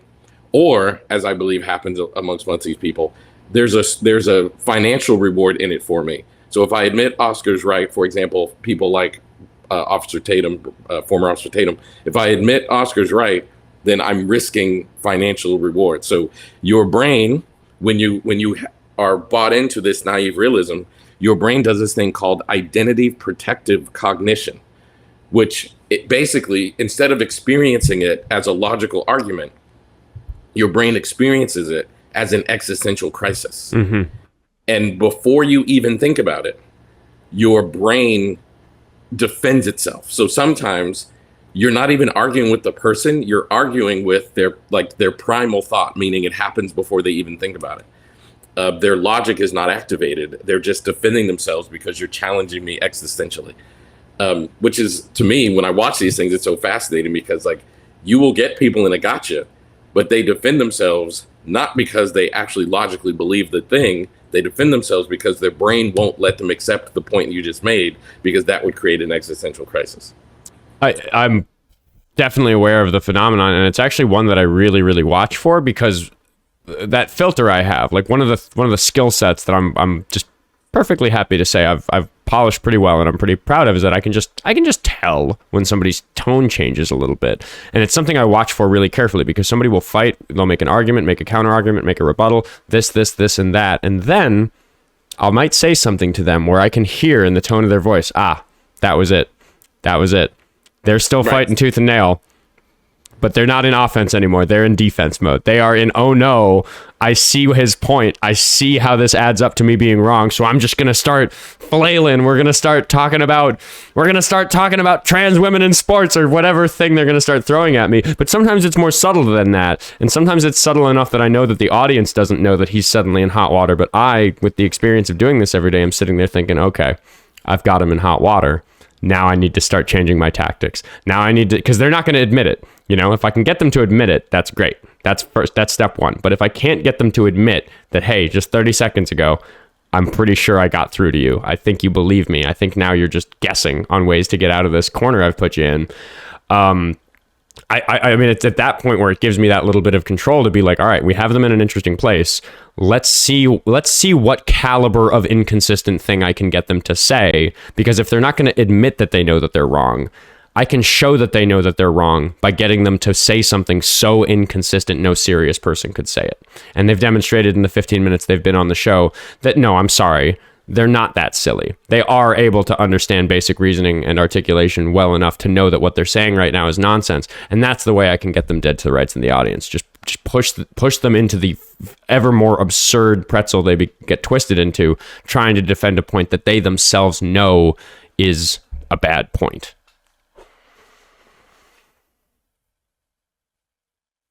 Oh, you're still muted. Sorry, I much prefer doing this in my home studio. I have to come to LA. I'm not allowed to tell people what it is, but you guys are going to see it one day. And not even on my channel. It's kind of going to be everywhere. But anyway, Oscar, I want to respect your time. I asked you for 30 minutes. You were kind enough to donate 30 minutes of your own show, which I cannot tell you how much I appreciate you for taking the time and for doing the work that you do. You have a friend and an admirer in me, and if there's ever anything I can do to help, I was about to say I know exactly what our relationship is going to be, because I'm gonna have some clips where something happens with a caller, and I'm probably just gonna send them to you, and I'm gonna be like, "What is going on here? I don't get this one. What is going on with this man? Why is he behaving this way?" And then we can talk about it, because I really do value obviously the opportunity to say hello to your audience, but also I really appreciate you having you on during my show, because I think that a more serious and clinically advised conversation about this sort of stuff is really valuable. We're down here in the trenches fighting some very weird behavior, and the better we can understand it, the better equipped we'll be to deal with it. Yeah, and like earlier this year, I've been making content. Like I started out just I wanted to do therapy, and then I wanted to teach other therapists. To get a little bit off topic here, I do something called solution-focused brief therapy. So it's like I want to teach other people how to be better at this therapy that I do. I've written lots of books about it. In the therapy world, I'm pretty well known, and I travel around. But I felt kind of what you were describing earlier. Like if the only thing I do with my life is teach people how to do therapy, what once felt valuable, the way the world has turned now it just felt incomplete. That's the best way I can articulate to people.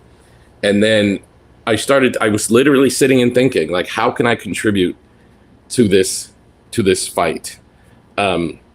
I don't want to debate in the way that you and Parker and others do, because it's not for everybody.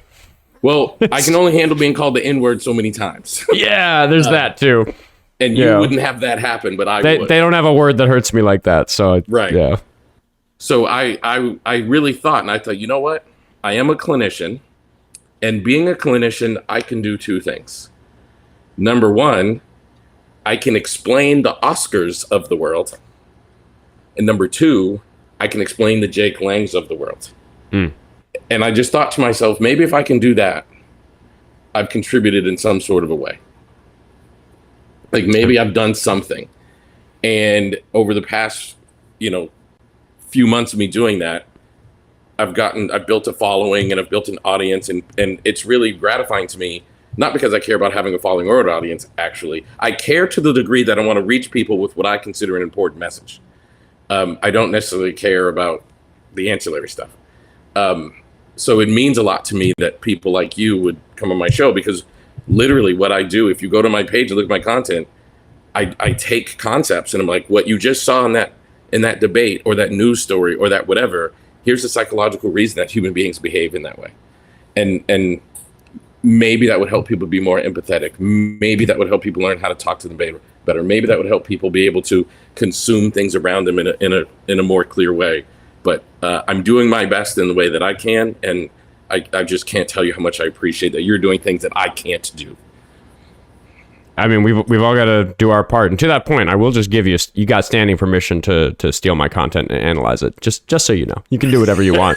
If you see an interesting specimen, there's always it'll show you at the top of the clip on Instagram what episodes it's from. You can go find that audio. You shoot me an email if you want some files. Okay, I will tag you, man. Yeah, I don't care. Put it out there. I always say the more understanding we can do, the better. But yeah, I appreciate your time, and I look forward to talking to you more.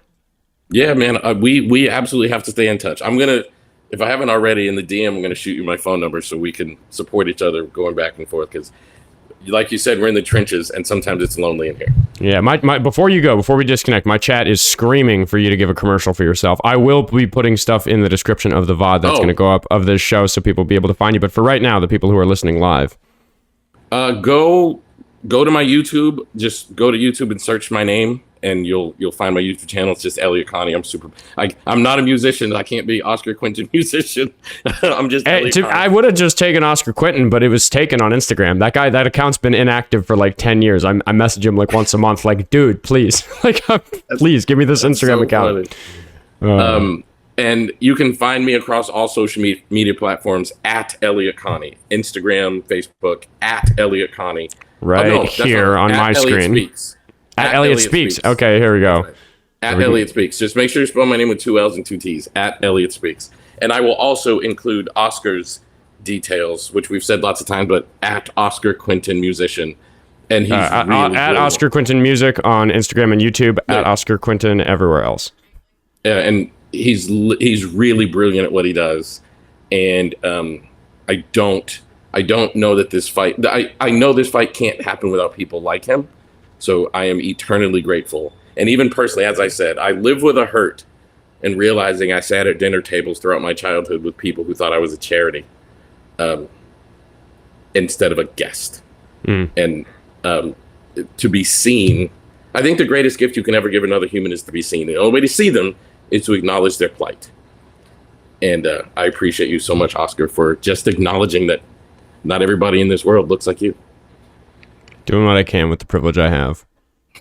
Thank you, my brother. Everybody give my man Oskar a hand clap. I hope the rest of your show goes brilliantly. To everybody in Oscar's audience, it's been a pleasure to be in front of you. And Oskar, it's really cool to get to know you. And I have a feeling that this is the beginning of some cool stuff.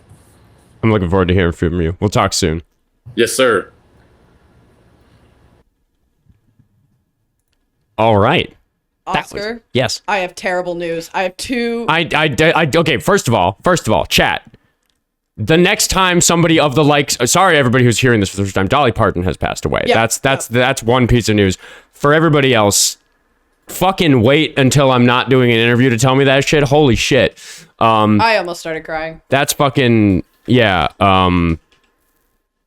Okay, I'll talk about Dolly Parton for a second while you pull up the next thing. Wrong page. Do it on this one. Do it on this one. Yeah, do it on here. Whatever that is. I don't even know what that is yet. Dolly Parton is one of the people who's shown us that a person can achieve fame through the performance art world without being a giant piece of shit about it. Like, for all the shit I talk about Taylor Swift, it's because she's not being Dolly Parton. So I've been following the fact that Dolly Parton pulled away from one of her tours and posted a very hopeful message saying basically like, oh, you know, I'm not doing so hot, but I'll be back soon. And I kind of read between the lines on it, and I've been following her a lot recently. So fucking Dolly Parton was a real one. But I'm very upset about what I'm seeing on the other side of my screen here, which is that Jake Lang will not be facing felony charges.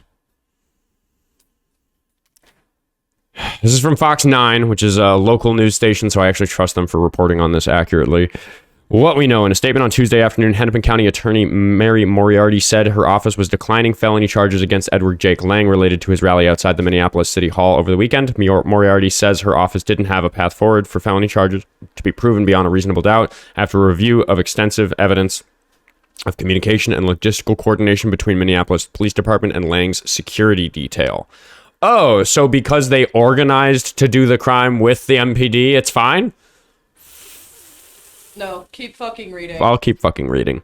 What they're saying, Moriarty did condemn Lang in his rally, writing, his actions on Saturday were despicable and disgusting. A lack of felony charges does not in any way condone this conduct. This is a legal decision based on applicable law, and we simply cannot prove the requisite intent in light of the evidence of communication and logistical coordination.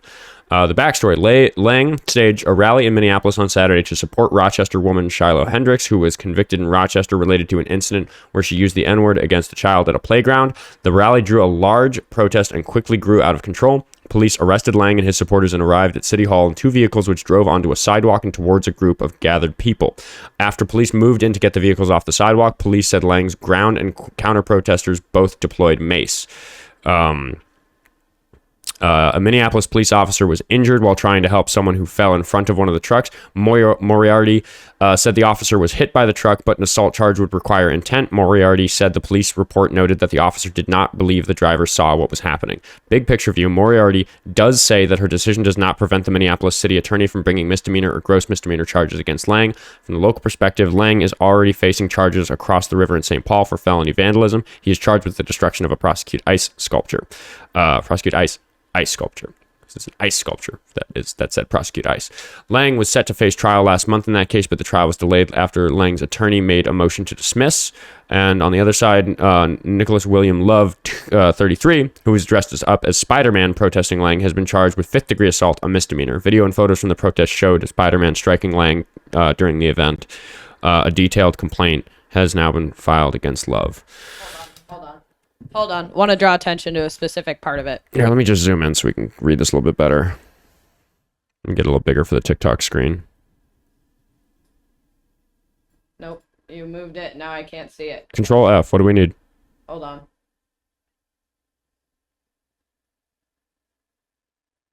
There. Police arrested Lang and his supporters. Wait. After police moved in to get the vehicles off the sidewalk, police said Lang's ground and counter protesters both deployed mace. This is false. They protected him. They made no motion to get him off the sidewalk. Yeah. They walked alongside him and protected everyone in that vehicle. Yeah. That's a lie. Yeah, this is being tainted by this being a Fox article. I know. Well, I'm just saying it's the one that's breaking, so that needs to be pointed out. That is a lie. This is a biased article. That is incorrect. Let's see who's in the request queue. Do we have Law of the Wild here? He's not here yet. Discord's probably popping off with it. Let's see.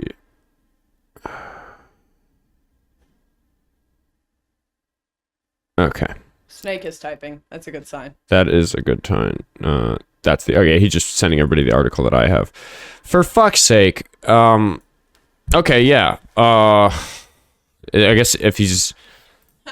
I posted a video about it on TikTok describing what happened. I didn't even use the word that describes what Jake Lang is, and it immediately was removed for violating community guidelines. So, riddle me that one. Great. Yeah, if we want to talk about anything controversial, if it's news, they're gonna fucking suppress it. That happens all the fucking time. When Trump bombed the school in Iran, TikTok suppressed me talking about it. I kept getting misinformation flagged for saying that we bombed a school in Iran, even though we definitely did, and there was good evidence of that out. But they were flagging it.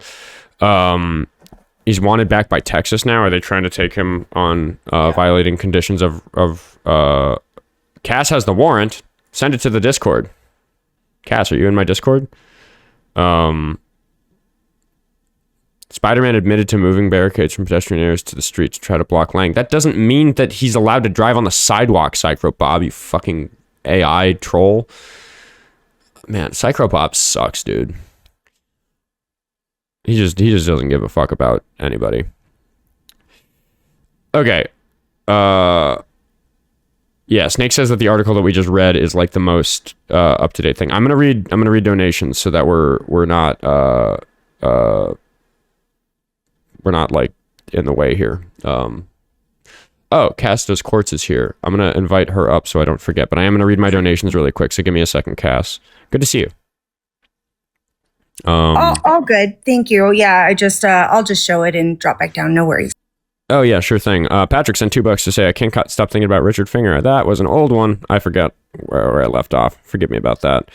Luna is new, I believe, for $2. Discord thinks you should change from calling people pussies to calling them ball sacks. Oh, yeah, we went over that. Oh, sorry, guys. I'm flustered by this Jake Lang news and by Dolly Parton dying. That's wildly distracting. Peter sent $15 to say, I'd like to know if you think we've reached a point where Jake Lang should just be ignored. He's also insignificant and useless, but I feel like he's seen with his horrific signs not getting a rise out of anyone. It'll take whatever dog shit image he's trying to cultivate. I just don't think we can get a coordinated enough effort to ignore him. So for that reason, I think that the response to him should be loud and proud, because if like my whole thing for Saturday was like, it'd be better for 1,000 people to show up than 100, even if it would be better for 0 people to show up than 100. But we can't stop those 100 people from showing up, so we should all show up. That was like kind of my thoughts on that. I'm just going to zoom through the YouTube super chats if any have come in, because I just didn't want to interrupt my meeting where my interview with Elliot. Stubbsley sent $2 for the beer fund, and Luna sent $5 to say, asking because it's music related, what do you think? I think the Imagination Library will continue. Oh, I don't know what that is. Maybe somebody can ask me. Cass, you have the warrant for Jake Lang out of Texas. Is that right? Indeed, I do. So this is going to be out of Collin County. This is where he was originally detained at. You'll see right here, this is just a listing. Hold on, it gets more specific. And then you come in right here. Now, sorry, this doesn't fit correctly, but to be fair here, I can write the case number in the chat here in just a second. I want to be clear. Do not go and look it up under active warrants. You need to go in and actually put in the case number. Sometimes Collin County won't post that warrant right away. Plus, he's also in holding, and there's a lot of media issues, so that might not be why they posted it on that active warrants page. However, he does have a warrant. It was issued on the 24th, so yesterday, and it is for bond held insufficient. As far as the explanation on why the bond held is insufficient, I can't give you a lot of details, and that is definitely a law area you can explore with him. But this is his warrant. Texas wants him back, and now Minnesota has him officially listed as holding for another state. Well, that's good. I hope that's helpful. Well, so yeah, thanks so much for that. I'll let you down. Yeah, absolutely. Appreciate you. Yeah, so specifically, the thing I said after Saturday is that the goals on Saturday were to make him look like a bitch, which isn't hard, and to make sure that he stays incarcerated. So if he still is going to be, we can swing this back into frame. I think if he's still going to be incarcerated as a result of this, because of violation of his terms of release in Texas, like that's still a W. Because at the end of the day, I think the thing that they were able to charge him with is not all that serious and not super likely to get locked up that long, but as a violation of his terms of release from his Texas charges and potentially also the St. Paul charges. But those charges pardon me, I have hiccups. The St. Paul charges aren't as serious. So I will still be very happy to see that he gets held again in Texas, potentially with a higher bail that he's not able to pay. But if they're not charging him for what he did, that to me is fucking, it's inappropriate. Because clearly what he did was organized. And I just don't accept that, like, we can say that the driver is the one who drove on the sidewalk and gets the charge for that. Because he stayed, he stayed in the truck, you know, like just because the MPD wasn't stopping him, even though they should have, doesn't mean that you can still, like, we need to talk to Law of the Wild. Let's see. Snake has here's another article released about the charges for Jake Lang in the last 30 minutes. Hennepin County Attorney Mary Moriarty called Jake Lang's conduct despicable and disgusting, added that lack of felony charges does not in any way condone the behavior, but after an extensive review, same information. The decision does not prohibit city attorney from pursuing applicable gross misdemeanor or misdemeanor charges they see fit. Yeah, we'll see. DeBlue sent $10 to say, I had the privilege of meeting Dolly Parton at at a Disney recording session at 7:30 a.m. She had already been up since 5 a.m. for a radio spot, but gracious, lovely, funny, and ready to work. Wonderful memory. Yeah. Is there anything on my phone I need to be paying attention to? Jessie, I see we're getting blown up. Who is this?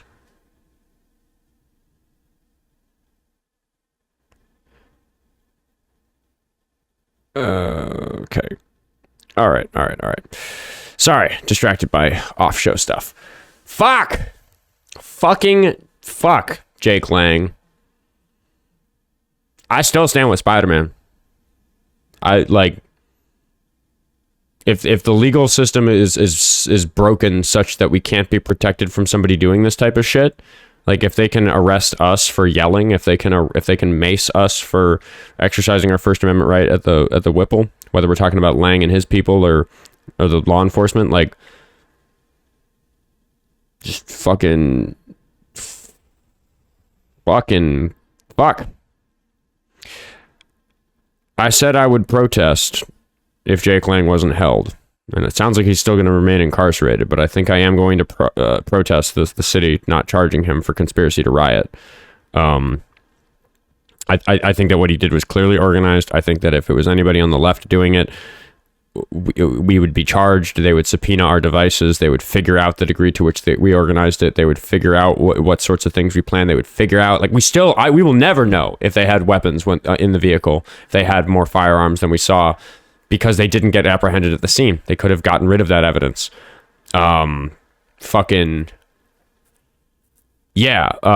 Minnesota Pride Mama, thank you for reminding me. I do have another interview today. In exactly 1 hour, I will be on the Brian Shapiro Show on YouTube, as well as the radio in California, but I forget which station that is. So I'm doing that immediately, a half hour after wrapping today's stream. Or maybe we'll wrap soon, because we're kind of in the middle of a shit. I was going to say we went half an hour long yesterday. I don't think it'd be beyond the realm of possibility to wrap half an hour early today, so we have time to push the VOD. Yeah, then we can get the VOD pushed before we do Brian Shapiro. I think I am going to do that.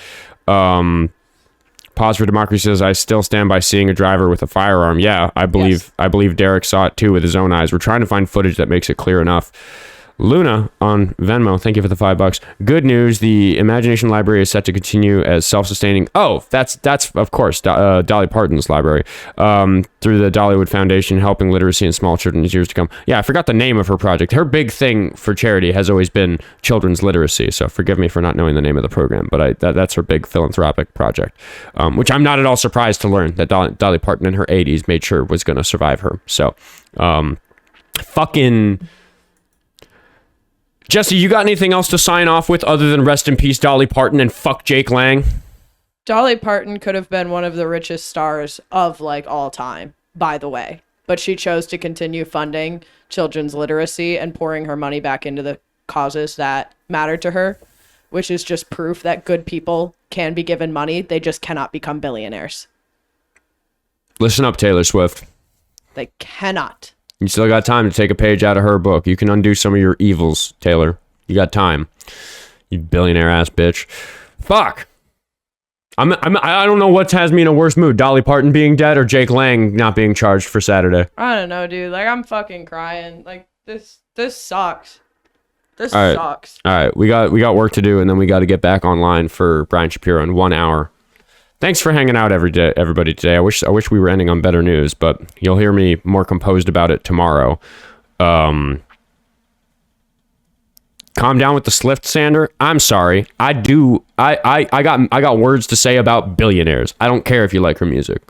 And I genuinely don't care if you like her music. I have opinions about it being formulaic pop music, but whatever. You can write formulaic pop music. There's nothing wrong with that. People can love it. People can go to your concerts. That's great. Fuck her for hoarding so much wealth. She's just as bad as the rest. Causing more emissions pollution than almost any other single person. Yeah. I just no. You're not allowed to be that rich and without making my shit list. I'm sorry. I don't care if I lose any fans about that. Love you guys. I'll see you guys tomorrow, 10 o'clock Central Time on YouTube and on TikTok. Goodbye, TikTok, and goodbye, YouTube.